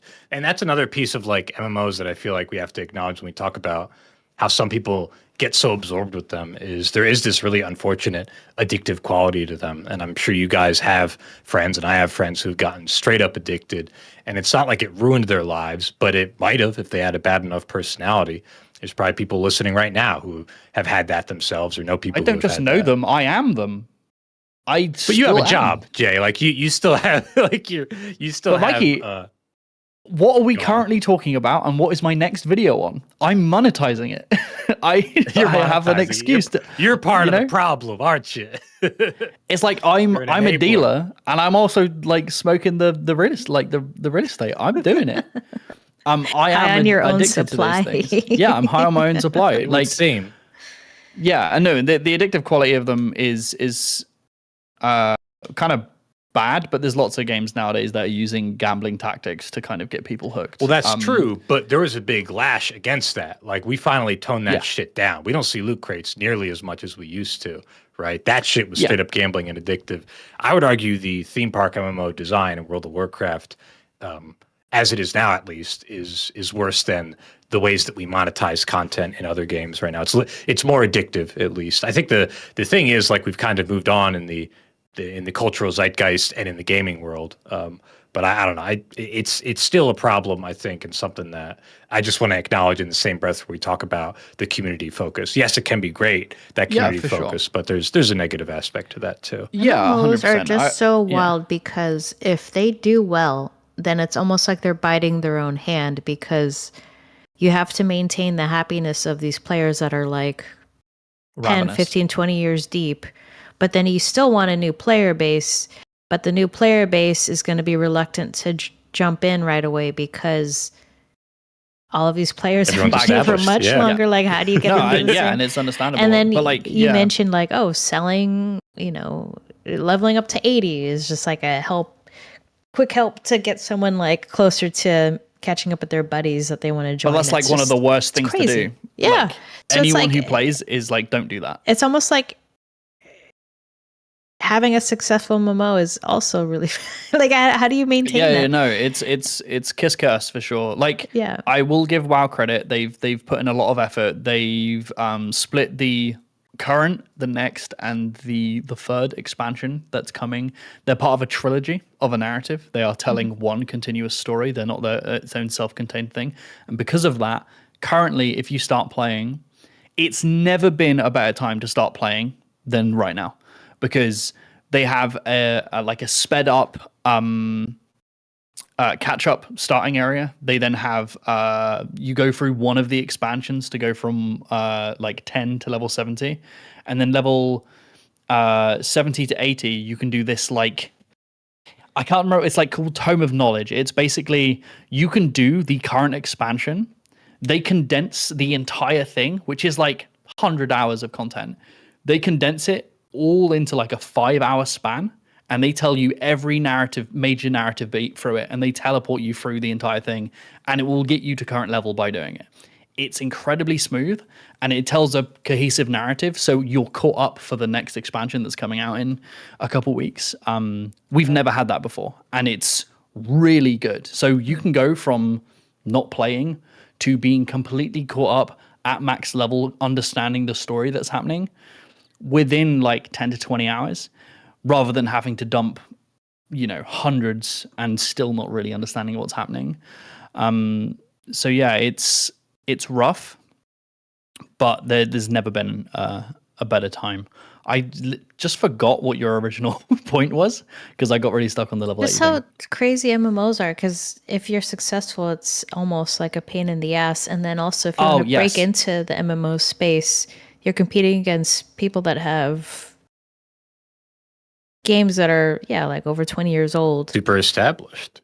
And if I may, and one of the biggest issues is creating a new IP is a pain in the ass, no matter what genre you're in. But making one for an MMO that's addicting is going to be tough. So I almost feel like a shortcut for a lot of new MMO games would be tackling an already established IP. Like Star Wars is always an easy get. Could probably do Harry Potter. I don't know. The challenges don't... Disneyland MMO, I don't fucking know. the challenges don't sit. Shout out for Toontown, right? Talking about fucking Disney style MMOs. Who here played Toontown? I was okay. So there's another MMO I played that, despite my apparent goblin nature, I actually really liked Toontown. I don't know why. Maybe I was just a kid. But look that one up, Eric. Maybe if you have some footage, it was I don't know who made it. It was basically a cartoon Disney style inspired MMO that was pretty shallow, but for a child, pretty fun. That was around the same time I was playing PlanetSide 1, and then eventually got into like, I mean, I don't remember the chronology, but what was I saying? What were you saying, Tina? We're gonna get back to Jay. Yeah, I believe to your point, Tina. Now that you've reminded me, thank you. I can so easily go off on tangents when it comes to MMOs. I believe there's two ways of doing it, right? And I'm starting to see World of Warcraft lean towards the second at the moment. The first one is dedicating your entire development cycle to appeasing one type of player. So EVE Online is probably the best example of an MMO that is catering itself to the hardcore, to the point where like, get fucked new player experience. Like they don't care. Sorry, that might be a little disingenuous to the devs. Do they have They to? do It's want people over to be 20-some onboarded onto the years game to keep the old. ecosystem going. But also that is an incredibly hardcore game. They do not have things like prop hunt game modes in the game just because they want people to have a little bit of extra fun, which is something WoW is introducing in the next expansion. They are adding a little prop hunt mode. And that's because I believe one of the ways for MMOs to survive in an environment like this is, and I hate to say this, they need to be more like Fortnite. They need to have a plethora of different things I know for exactly a wide what you range mean, of and players. it hurts. Yeah, it hurts me to say, but like for them to succeed, and WoW is already doing this. WoW has PvP. WoW has Mythic Plus dungeons. WoW has raiding. WoW has pet modes which is just Pokemon. You can run around the world and collect Pokemon and make them fight, right? And there's entire like slew of people who only do that. They've just introduced housing, which, by the way, the housing system in WoW is incredibly impressive. Like one of the most impressive I've seen in any game. And they've retroactively gone and put housing rewards. Like, oh, you defeated this boss from 10 expansions ago. Here's a potted plant themed around that boss. And if you've done the achievements, housing, yeah. Sorry, Carry on. the housing in that one place in Stormwind with the big portal that everybody was always wondering for years what's going to go there. Did they end up putting the housing there? Or No, is it not there? no. You know they what I'm talking didn't. about, though, right? Yeah, Everybody knows I what do. I'm talking about. That big part of Stormwind. Okay, just wanted to check. Continue. There's like specific neighborhoods that you warp to, and you can have guild neighborhoods, so you can like live next to your guild leader or like pick a plot and like develop the house. And if you've got achievements from like 20 years of playing, if one of those achievements would give you a reward, like a cosmetic reward for your housing, you just get them all. So I have hundreds of rewards from all of the time I've put into. Anyway, very impressed with the housing. I have In a the new request. expansion. Oh yeah. For any player listening that loves MMOs and have been playing for over a decade, could you share with us how much money you think you've spent so far in that game? And is it a mortgage payment? That's embarrassing because it probably is for me. Mine is probably moderately embarrassing because as I mentioned, I played these MMOs and they were always like $40 to $80, $40 to $120 because I bought a Founders Edition or whatever, and then the monthly subscription, which is usually $15 back then. PlanetSide 2 is probably the one I spent the most on because the way they did their upgrade systems, you could play and fight and get XP, and that would let you unlock new weapons, new vehicles, weapons for your vehicles, whatever. I probably spent like at least a few $100s in total, PlanetSide 2. And I played that in 2012 and for like a year or two. I was in the beta. PlanetSide 1, which I played, did not have that feature where you could spend money. It wasn't monetized in that way. But yeah, playing back then and then again, like more recently now and then, every few years, probably like a few $100s.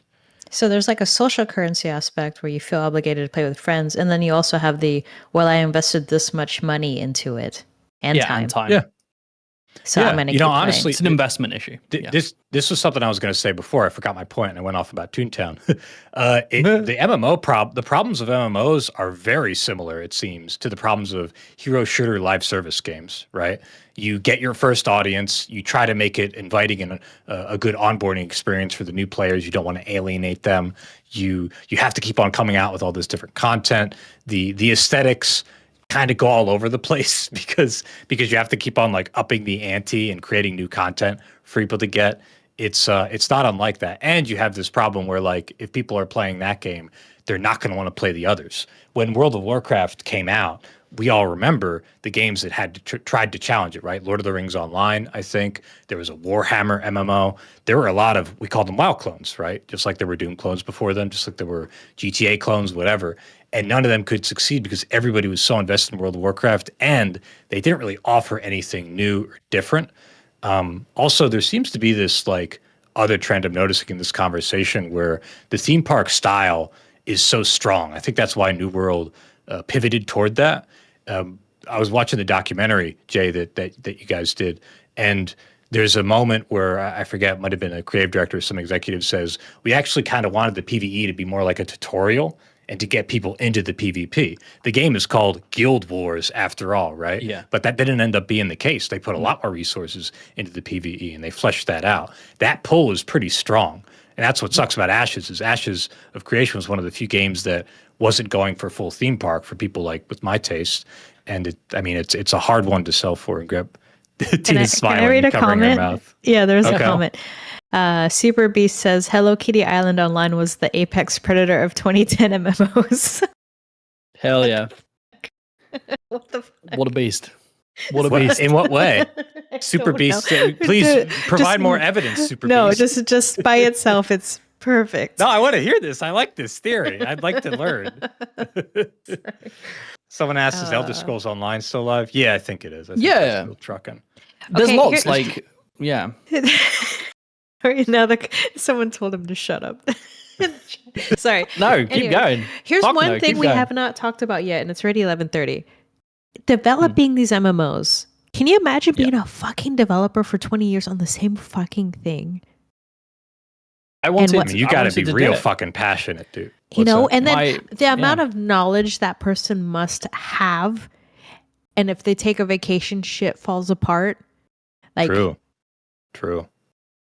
what That's is a that good like? point, man. What is Because that like? teams are already like that, where Building like somebody upon will the leave. same fucking engine, the same little tweaks and shit. You know, like, Yeah. is there It's mad. Is there one engineer at WoW that's just like, I've been here since the A god. beginning of time? Like, you know, I I've want read to a talk story to about that. a We did guy that like at Guild that. Wars.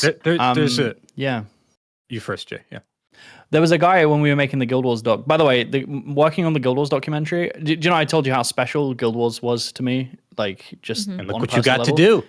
Getting to go and like I was doing the majority of like all of the interviews on that doc and stuff like that. It was such a special experience for me. It's getting to meet like my heroes who made some of the favorite things. One of the things we were just chatting to someone and I didn't know who they were. And they were like, "Oh, you're Jay. You're like the guy who's obsessed with the game, right?" And I was like, "Yeah." And they were like, "Oh, by the way, what's your favorite expansion?" And I said, "Oh, Path of Fire." And he like smiled, and then he put his arm around me and he was like, "I was the director on Path of Fire." And I was like, "Yes!" Aw. Like I feel like and we really hit it off. He's such a lovely guy. Everyone was there, but anyway.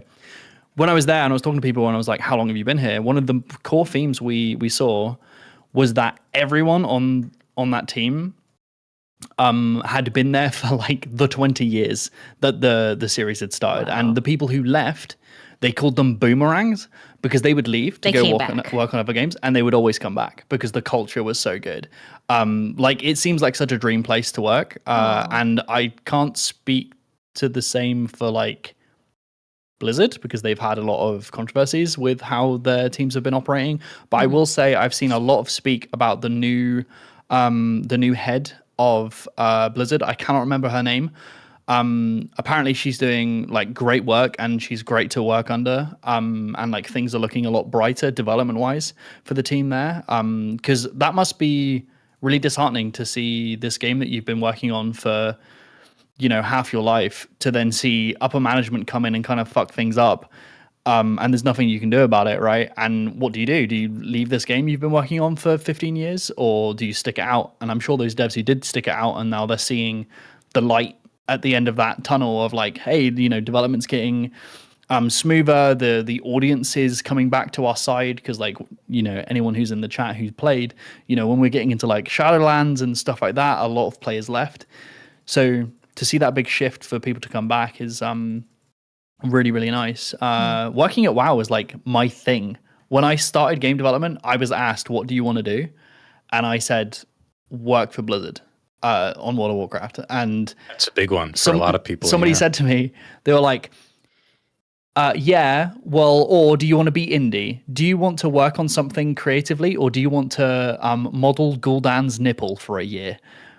And that broke something in my brain. And I was like, okay, I should go indie. That's not what you do for a year, but yeah, I get it. That's what my lecturer who taught 3D modeling said to me. I think that person was spot on, dude. I won't say like the person or the show, but I was talking to somebody recently who talked about getting into cartoon animation. Okay, similar in that it's entertainment. And she was working on like an extremely violent cartoon.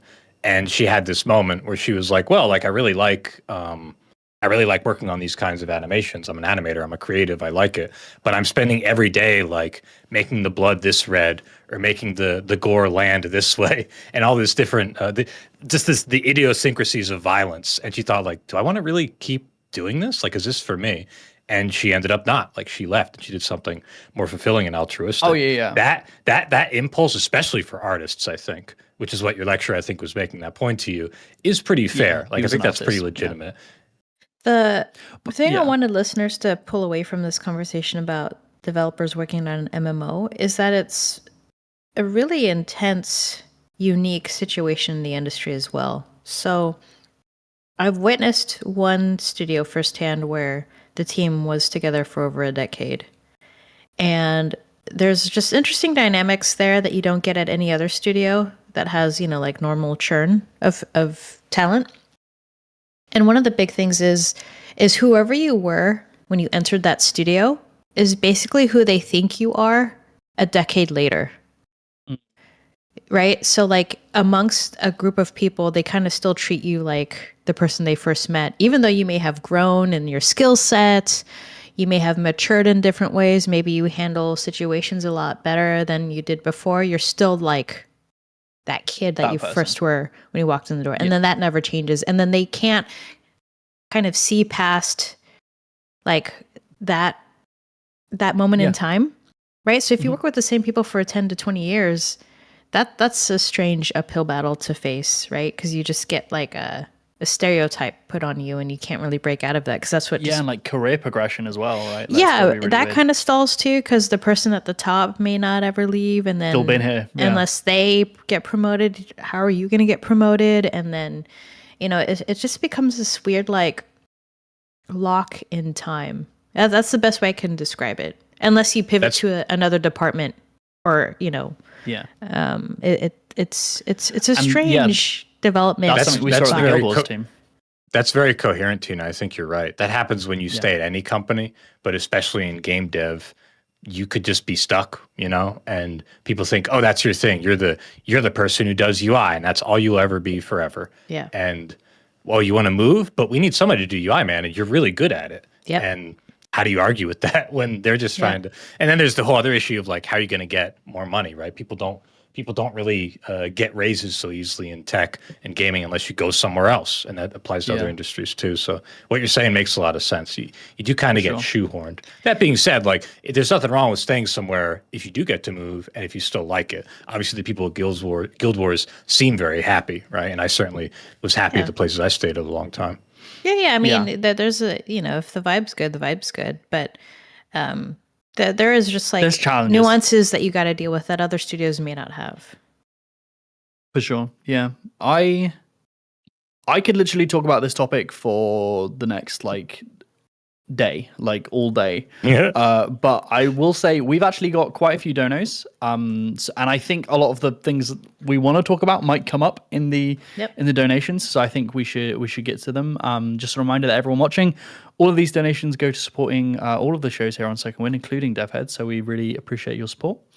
And time for me to mispronounce some names. Let's do it together. We'll do it together. Okay, cool. Do you want to take the first one, or shall I? No, I can't. I mean, we'll try to pronounce together. You take the first one. Okay. So this is Anthistier.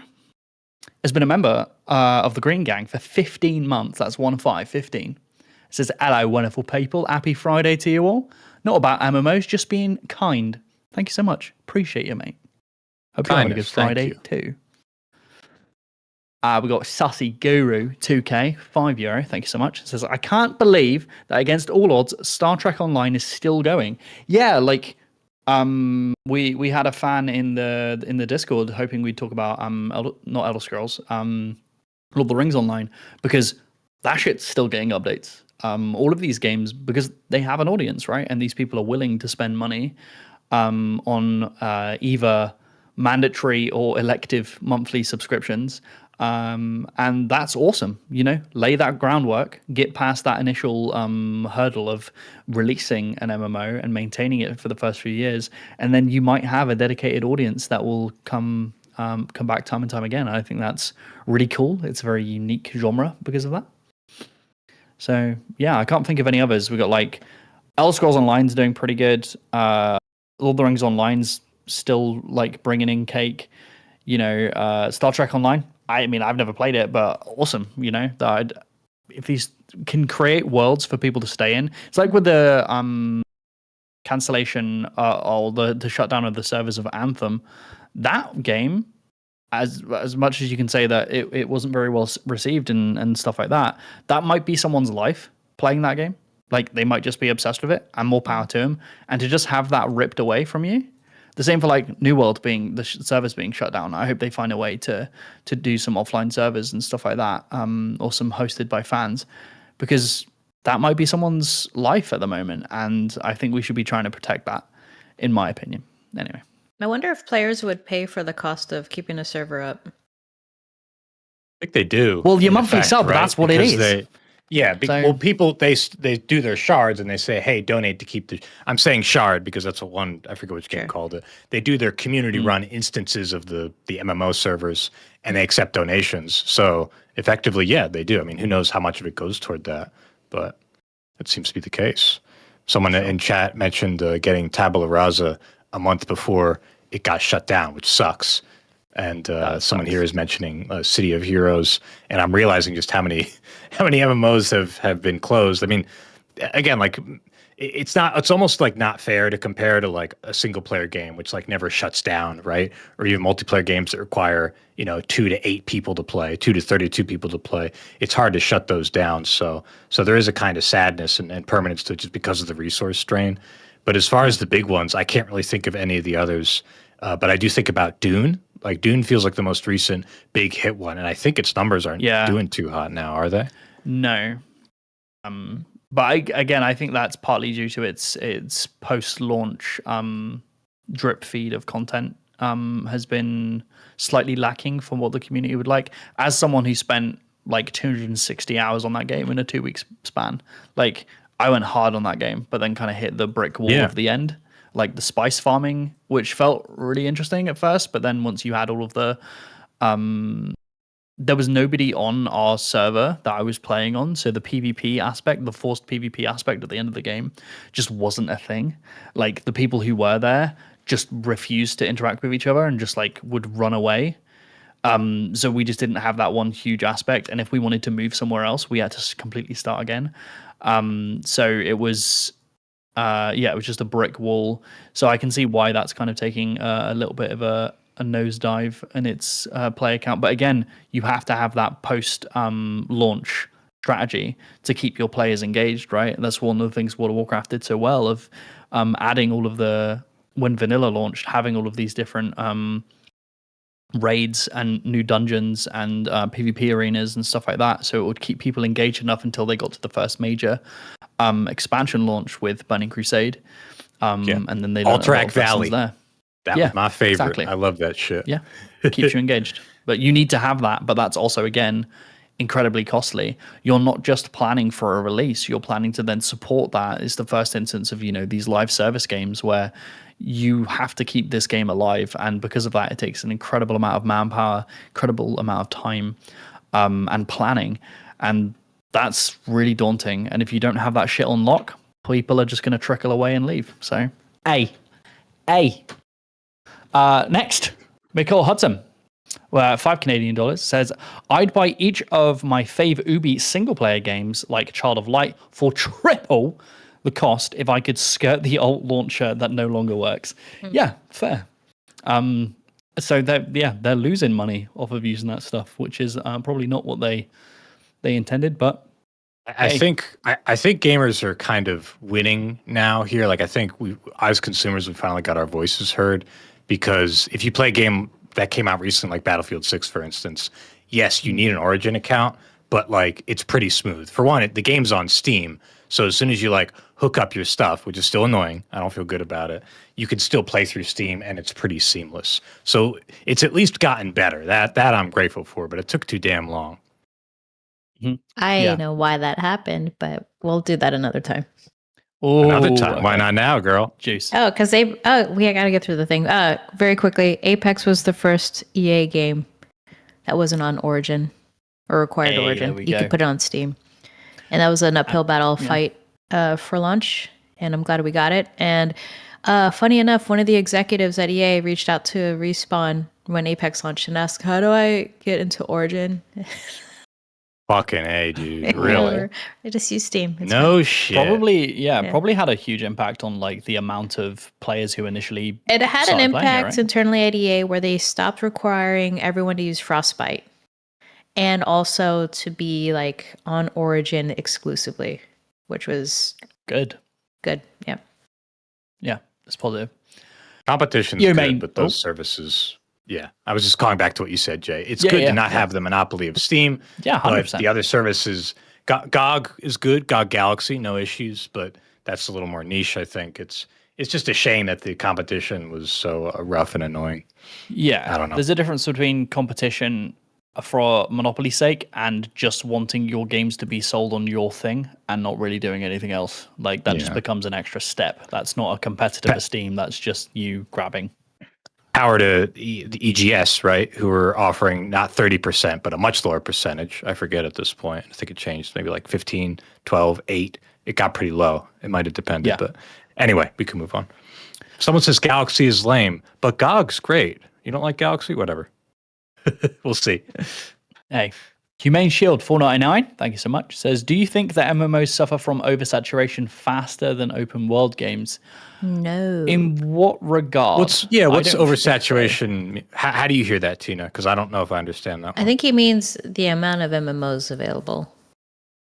That's how I took it. And I don't think so. Not compared to open world games. Not even close, in my opinion. Yeah. No, I think... I mean, there's a decent amount. It suffers from its own success. Yeah. Resident Tuny, $5, says, could be wrong here, but wasn't Hades 1 struggling to find a large audience while it was EGS exclusive? Probably. They all do. Like, it's really hard. There was that period where they were going hard with their EGS exclusives. They were paying enough money to make it worth your while, I guess in some or most cases. But I don't know the details, but I wouldn't doubt it because there were very few people adopting that launcher. Yeah. A lot of games just view it as, or developers view it as a way to do early access to a smaller audience to then fix things and then release it to Steam fully for a much wider release. But I'm not sure if that's still the case. Could be, could not be. Minjal, $2. Thank you so much. It says, what other MMOs are there besides RPGs? Oh, so like genre convention. Can you think of any other MMO genres I mentioned it. RPGs? I mentioned it a few times. MMO FPS games. There was PlanetSide 1, which I loved. That was a real eye opener for me as a kid. Like, wow, cool. I'm in a drop pod, and all those people are. There's so many of them. that was a great game. I loved PlanetSide 1. Did some things better in PlanetSide 2, also an MMO FPS. Huxley was going to be an MMO FPS, but a lot of MMO FPS games were just Eric's playing Toontown again. No, Find Planet Side 1, Eric. That was still an RPG. Toontown was effectively an RPG. Same for like Dune. I mean, I'm trying to think of other ones. A lot of MMO FPS games were actually just like Korean style free to play games that weren't really MMOs. That just had some persistence. I don't know of many others. I don't know of any MMORTS games. Do you guys? Anybody in the chat? Do you remember, is DokeV that like got a lot of hype when it was announced, and then I don't even know what happened to that. Do you guys remember DokeV? DokeV? I don't remember that one. I thought it was like the cutest thing. Like, oh, you can use a little umbrella to float through the air, and it looked like it was going to be an open world. Eric says it's still in development. Looks Pokemon inspired. Yeah, I mean, that still feels like an RPG mostly to me. Someone asked, was MAG an MMO? Sure, yeah, I guess that kind of counts. That feels more like a big server to me. Chrome Hounds was fucking cool. Because like there's arguments that like Dune Awakening isn't an MMO because it's not like a persistent world with like has servers that you are on, or shards that are then you are playing with those people dedicated, rather than going up into it's a multiplayer online game. But is it massive, mate? Think about that. Maybe I'm wrong. It's hard to there's the distinction. You just made a good point that has diffused a little of my excitement. Chrome Hounds, to me, which was a FromSoft game, believe it or not, was a mech game that had a persistent sort of like meta world to it and fun multiplayer like match-based design. But every match that you did was X amount of players, under 16 probably, under 32. And you if you won, then you affected the overworld meta war. Maybe that's not an MMO, but I'm grasping at straws here because most of them are just MMORPGs. I really can't think of many others. Yeah, it's like because Guild Wars 1 is ostensibly one of the MMOs, but that game effectively was a single player RPG that you played with hubs with other players in it, that you could replace party members of your RPG team with other players, right? Is that massively multiplayer online? Or is that just multiplayer online? You get into the nitty gritty, and with all genres, they're complete wank. They're complete bollocks. They're just a quick way of us describing key gameplay features across a wide spectrum. Genres are jazz, mate. It's jazz. I think here we can commit to this hard definition. A lot of people in the space all at once is probably a minimum to be an MMO. So in that definition, Chrome Hounds wouldn't count. Someone talking about Helldivers comparing to Chrome Hounds, that wouldn't count. I don't know if Dune would, because I don't know the instance count. But yeah, I mean, honestly, this conversation always upsets me because as much as I like FPS, there's never been a true like great MMO FPS that I think took advantage of all the potential that we have, and the potential has been established with large scale FPS games like Squad or Arma or similar ones. I would love to find a game like that. Star Citizen isn't MMO. Sure, right? But we'll see if that ever comes up. Right, we've got a few more. Lap343, $5. Thank you so much. It says, no question. Just wanted to say I had to quit WoW because I could see I was getting addicted. So I noped on out. It's too good. Also, I love the pod. Thank you so much for the kind words. Big ups on you recognizing your own habits and being mature enough to take the action against it. I think, I think it's a great game. If you can play in moderation, it can be a great tool for you to teach yourself some of that moderation. So is Lap 343 game dev? Because his name's Lap 343. Oh, maybe. Oh, because of Guilty Spark and Halo and Bungie and shit. It could be. I had to quit WoW so I could make more Halo games. In that case, thank you for your service. For Lumin, $2. Thank you so much. It says, Tina is cool as hell. We don't say it enough. True fact. Tina, look at Tina awesome, mate. Recoil from the fucking screen. Thank you. Thank you. How does that make you feel, Tina? It's like, how do you know. Toss that hair. Really, Thanks. how does it make you feel? Someone just gave $2 nice. just to say that they They think gave you're money cool. to say how cool you were. I need to live. I need to should be earn it. acknowledgeable. I need to learn it. Earn it. I'll earn it. Why would you need to? You, earn it? you also need to learn it, Tina. You need to learn that you are awesome. I'm and that Latina. we I all don't think take so. compliments very well. Oh, that's okay because Jay's British. Neither does he. I'm British, which is even I think might be worse. I think they're. I think if somebody donated to say I was cool, I would like recoil into myself. I'd become a singularity. I'd become a black hole. Like fucking Samus Aran, you just turn into your suit ball. Yeah. and then you And roll you're like, away. "Thank But then I just continue to like go into the smallest point of myself, and I'd be done. Somebody Eric donate found and say the video things you of like me. about Jay. Oh, thank you. Oh, look how cool Tina looks. I was just a She's looking baby at those then. guns. A wee bab. It's when I was the bad. reporter at IGN for COD XP. That's awesome. Okay. And that event was interesting because when I was playing MP, my mic was hooked up to the entire place for some reason. What? Yeah. And So they I heard don't- all your swears. I and don't think it everything? was intentional either. Like I just happened to be on. Yeah, I don't know. So I just started saying dumb shit out loud. It's like, oh my god, you gotta get to the flag over here at B. Rush A. You know, Rush like, A. let's get a What are bunch we of people doing? to play a multiplayer Call of Duty and mic someone up. That is Yeah. like the worst idea. That's hilarious. Everyone love was it. scrambling and running around, like trying to find out where that was, and I was using my Oh, I dumb love it. boy voice. I love it. I'm sorry, did you say boy All right. voice? Yes. Well, Because usually sorry, when Jay. okay, Hold on. I'll- What's a boy No, it's voice? okay. for you? Xbox 360 days, the good old days of playing MP online, everyone just assumed I was a 12-year-old boy when I talked. Okay, So I just rolled got with it. Yeah. Yeah. Yeah. Because it's safer that way, Lean in. honestly. Weird Yeah. to say, but it's safer to be a 12-year-old boy, and because you'll get harassed less than a woman is basically. Yeah, why I'd you be did like, it, what is I this assume. grenade? And then, hold it and cook it next to another teammate in hardcore TDM and then kill us both. Control what?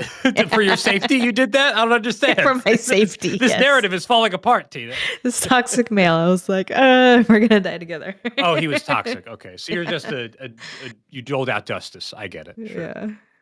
Okay. All right. We have a few more donos, but Tina, I do know you've got a hard out. So if you do Let's need go, let's go, to leave let's mid one, go. just scream and then leave.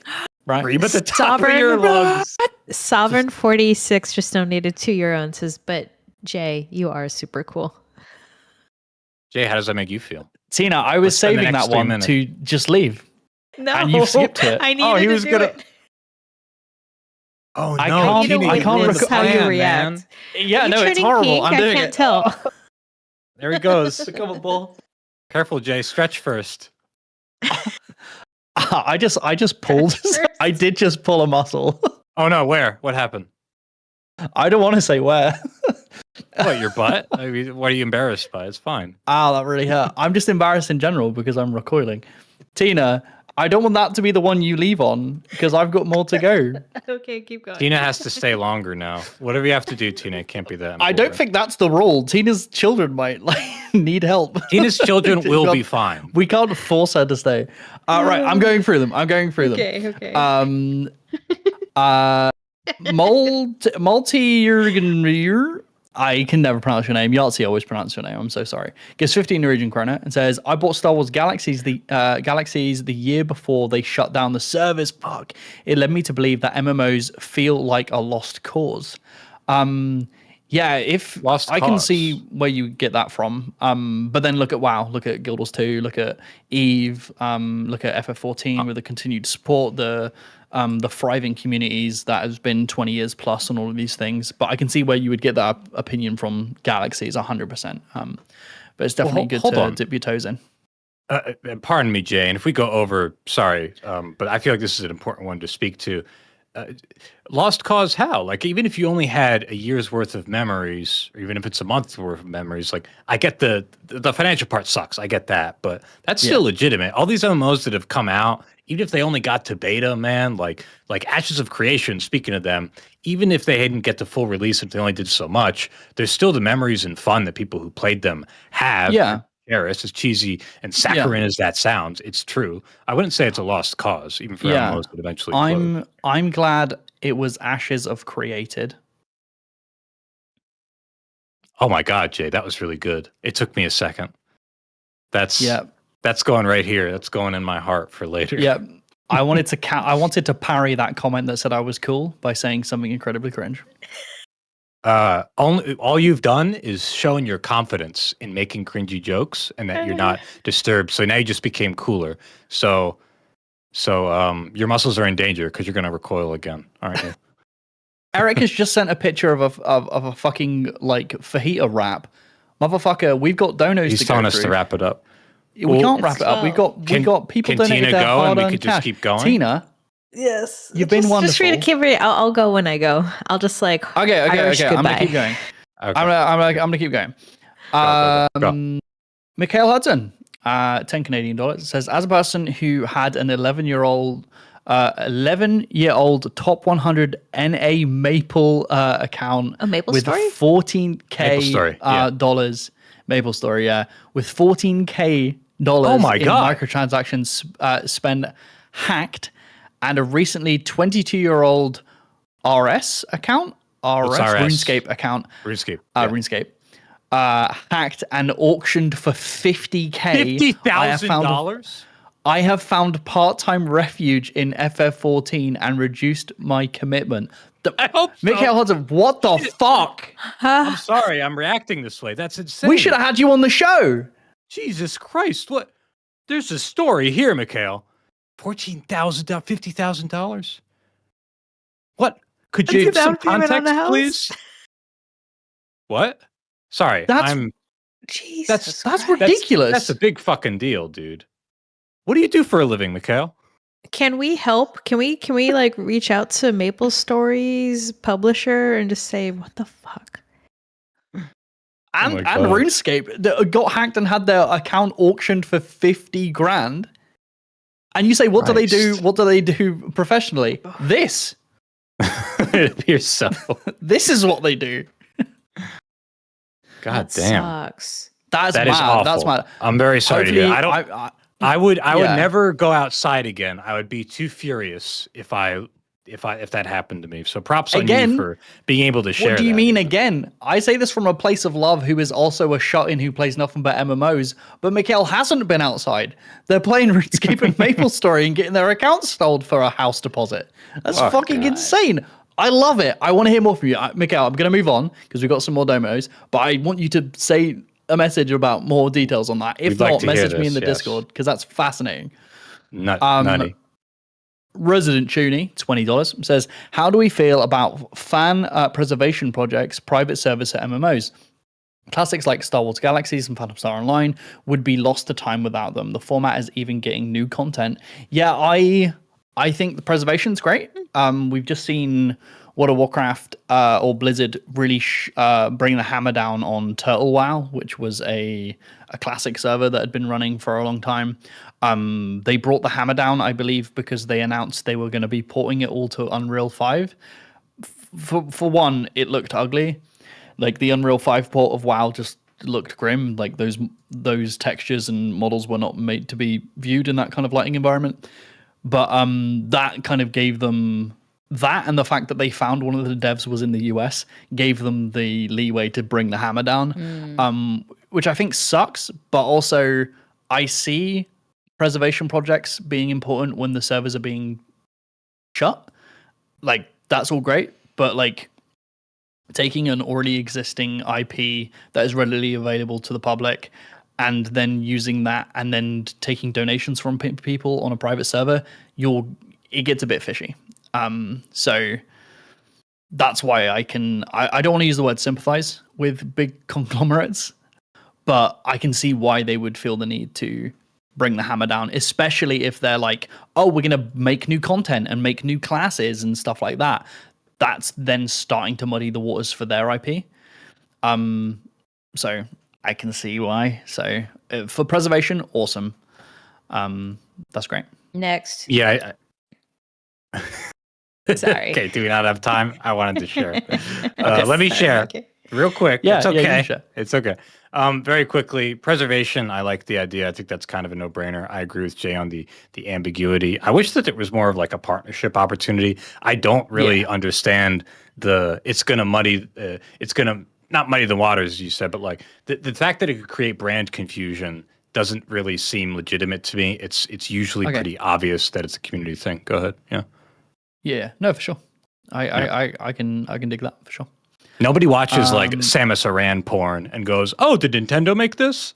Like nobody. There's some stuff that is That's a just great very point. obviously community made, and these shards, these instances, are a part of that. Yeah.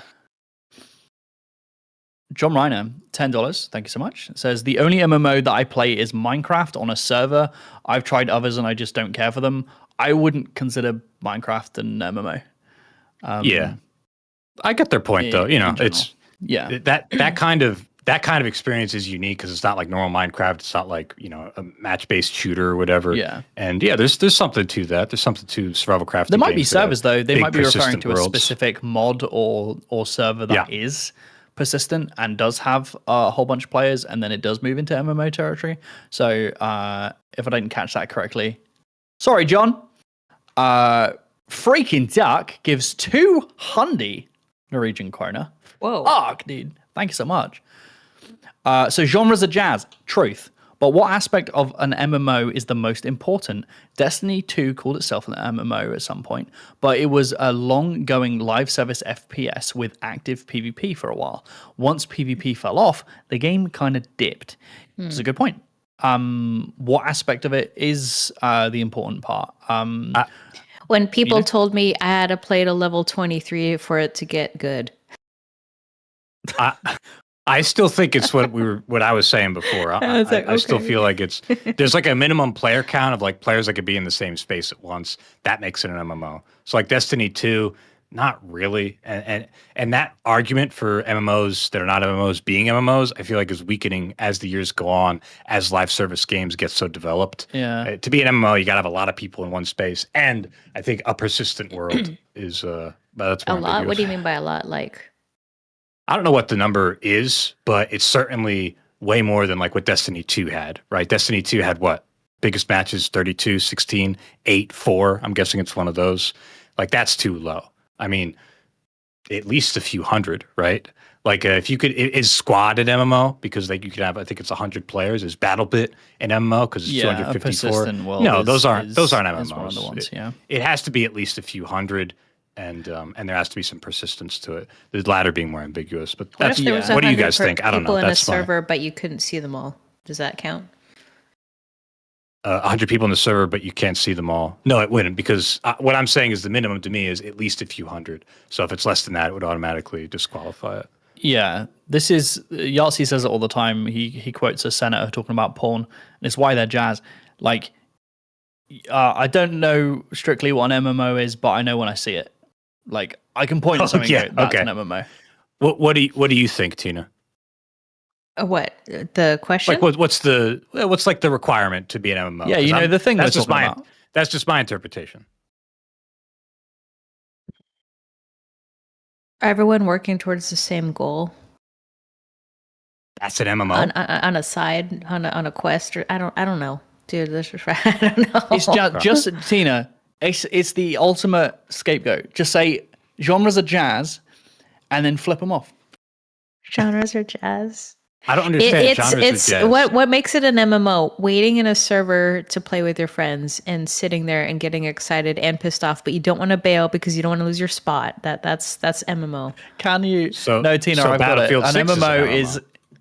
Can you sneak played into your last week. roommate's room and delete all his shit and make him mad? Will my That's friend MMO. kill me if I logged into their account and fucked with whatever they had as a loadout? I would. I would straight up. That makes if it an somebody went MMO. into my account and like deleted, like, wait there. Let me. The threat of violence makes it an MMO. Yeah. Who was it? It was Mikhail. Mikhail's like, someone hacked my account and sold it for 50K. You would not believe the manhunt I would go I would on murder to get that person. if I delete Like- your like preset for your class in Battlefield 6 or whatever, like your loadout. You're not gonna care. That's Tina, not MMO. you could sneak into my room and just switch my trinkets before I go into a dungeon, and I would hunt you down. Like, you could put my With tank your trinkets on while I'm trinkets. going to do DPS, and I could get not top. My DPS would be lower than Heaven 2K, and I would forbid. hunt you Yeah. down. How dare you? Oh, I used What to if- play a DPS character as a tank, by the way, and that would piss off my friends. I'm sure it would. Yes. You're a fucking. You would have played with me with the other goblins. I pulled so many Tina. bad guys. Yeah, Tina's a goblin. I pulled so many bad guys. Okay, we should get My going. God. Okay, remind me to not play WoW with Tina, or do, and it'll be a great stream. We've only got a few more to go through. True Mando Get it. says gives $2, thank you, and says, from a dev's point of view, is UE5 as bad as everyone says? In my opinion, someone who's making their current project in UE5 and has only worked with that in my teaching career, no. UE5 is a wonderful tool, but it is a tool to be used, just like, the Frostbite engine or any other engine. One of the problems is that the defaults in it are just not ideal. They need to be tweaked, and a lot of people just stick with them. So then optimization's kind of wank. Tina looks like she wants to say something. Tina, go ahead, and then I'll weigh in after. If it's the only engine you've worked on, I don't know if you can say that it's not that bad.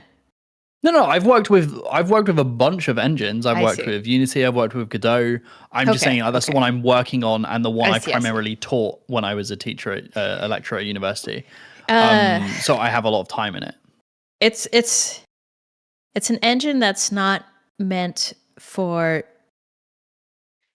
game devs to just plug in and go. Yeah, but a lot of people treat it like that, which is the issue. which is where you get fucked. Like the movie industry's using it, so there's a bunch of features for film and TV that devs don't want that you have to turn off. Mobile games use it, and there's a bunch of shit in there that you got to turn off, and it's an engineer's nightmare. And I think there's the designers that are used to blueprints and that kind of development, it's fine, but devs that are more technical and like scripting, it's pretty bad. And then for me as a producer, I didn't really like Unreal 5 that much because I couldn't diff changes because the files were not friendly in that way. Mm-hmm. So it was hard for me to I don't know how to say it otherwise, like stalk what people are doing unless I opened up a blueprint and looked at the changes myself. Yeah, it does have its issues for sure. I think a lot of the discourse around UE5 being bad is coming from what people call like asset flips and games that are just taking a bunch of marketplace shit, throwing it into a game, no sense of design, no sense of aesthetic, and trying to shove it out. I think a lot of it's coming from that, and also from a kind of ignorance of how game engines work. What Jay's saying is right. It's a tool set, and just because a lot of games are on UE5 and a lot of games are bad doesn't mean it's the engine's fault. And I think that's the kind of effect that we're getting. I think Unreal's like super, super powerful. I've worked with UE4, UE5, Unity, Source, even though I didn't do much technically in Source. And Unreal is sick. Like we have to acknowledge how much Unreal, the engine, has done for the industry as far back as literally the game called Unreal, and now with how accessible it is, the amount of resources for it, the support. We wouldn't have the indie explosion or even like the AA and AAA explosion of games. We wouldn't have the problem of game saturation if it weren't for Unreal. So for people to make their YouTube videos and say blanket things like, Unreal is just bad, it sucks, I think that's a total misattribution. And another thing, real quick, I think a lot of people who would say in common conversation, I don't care about graphics, I care about gameplay. There's a lot of Unreal games out there that, they don't push it hard with the aesthetic. They lean too much on stock Unreal stuff. They lean too much on marketplace stuff. But let's keep in mind, like, we're mostly playing. I think a lot of players should try to think from this framework where gameplay matters as much as they say it does to them. And if a game like has that Unreal look to it, try to look past that, and you might find some experiences that are actually pretty cool, even if they're aesthetically not so good looking. I think majority of developers working in Unreal 5 have to spend majority of their development experience just getting their engine to a place where it can operate for them. Yeah, because it's just a tool set. And that part I definitely acknowledge, but also like it's probably better than building from scratch, dude, right? Yeah, like and having a proprietary thing you build from scratch. Yeah. I've heard way more complaints about proprietary engines than I have from Unreal, from actual developers. I hear the Unreal hate from YouTube video thumbnails and people on I hear it forums from social media. From developers, like veteran developers on AAA games. Okay. Yeah. Well, that makes sense because they're AAA, so they're probably used to Frostbite or whatever the other ones is my guess. The tools that are handcrafted for their specific project. Yeah. This just makes it very accessible. Maybe I'm like maybe I'm like segmenting myself, but yeah, for AA and indie, Unreal's pretty powerful. Yeah. Oh, I was going to say last one, but we got two. The first one's quick and easy. Miss Harmony, thank you so much. 499 says, appreciate y'all. Hug, prayer, heart. Thank you so much. Appreciate you. And the final donation of today, $5 from Resident Shuni.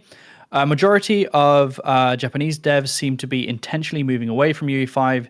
Is this more of a political thing, or are there legit issues not being addressed? There are legit issues, just like with any engine, and it might just not be correct for their workflow in their projects, right? A lot of big Japanese studios from the big publishers are using their proprietary engines, like in Capcom and all of their stuff. So they have the resources to create the tools they need. Whereas, like I was saying, UE5 is a great way to make a game engine accessible to that kind of double A in indie space. I actually don't know much about what this comment is from, so I want to look into it.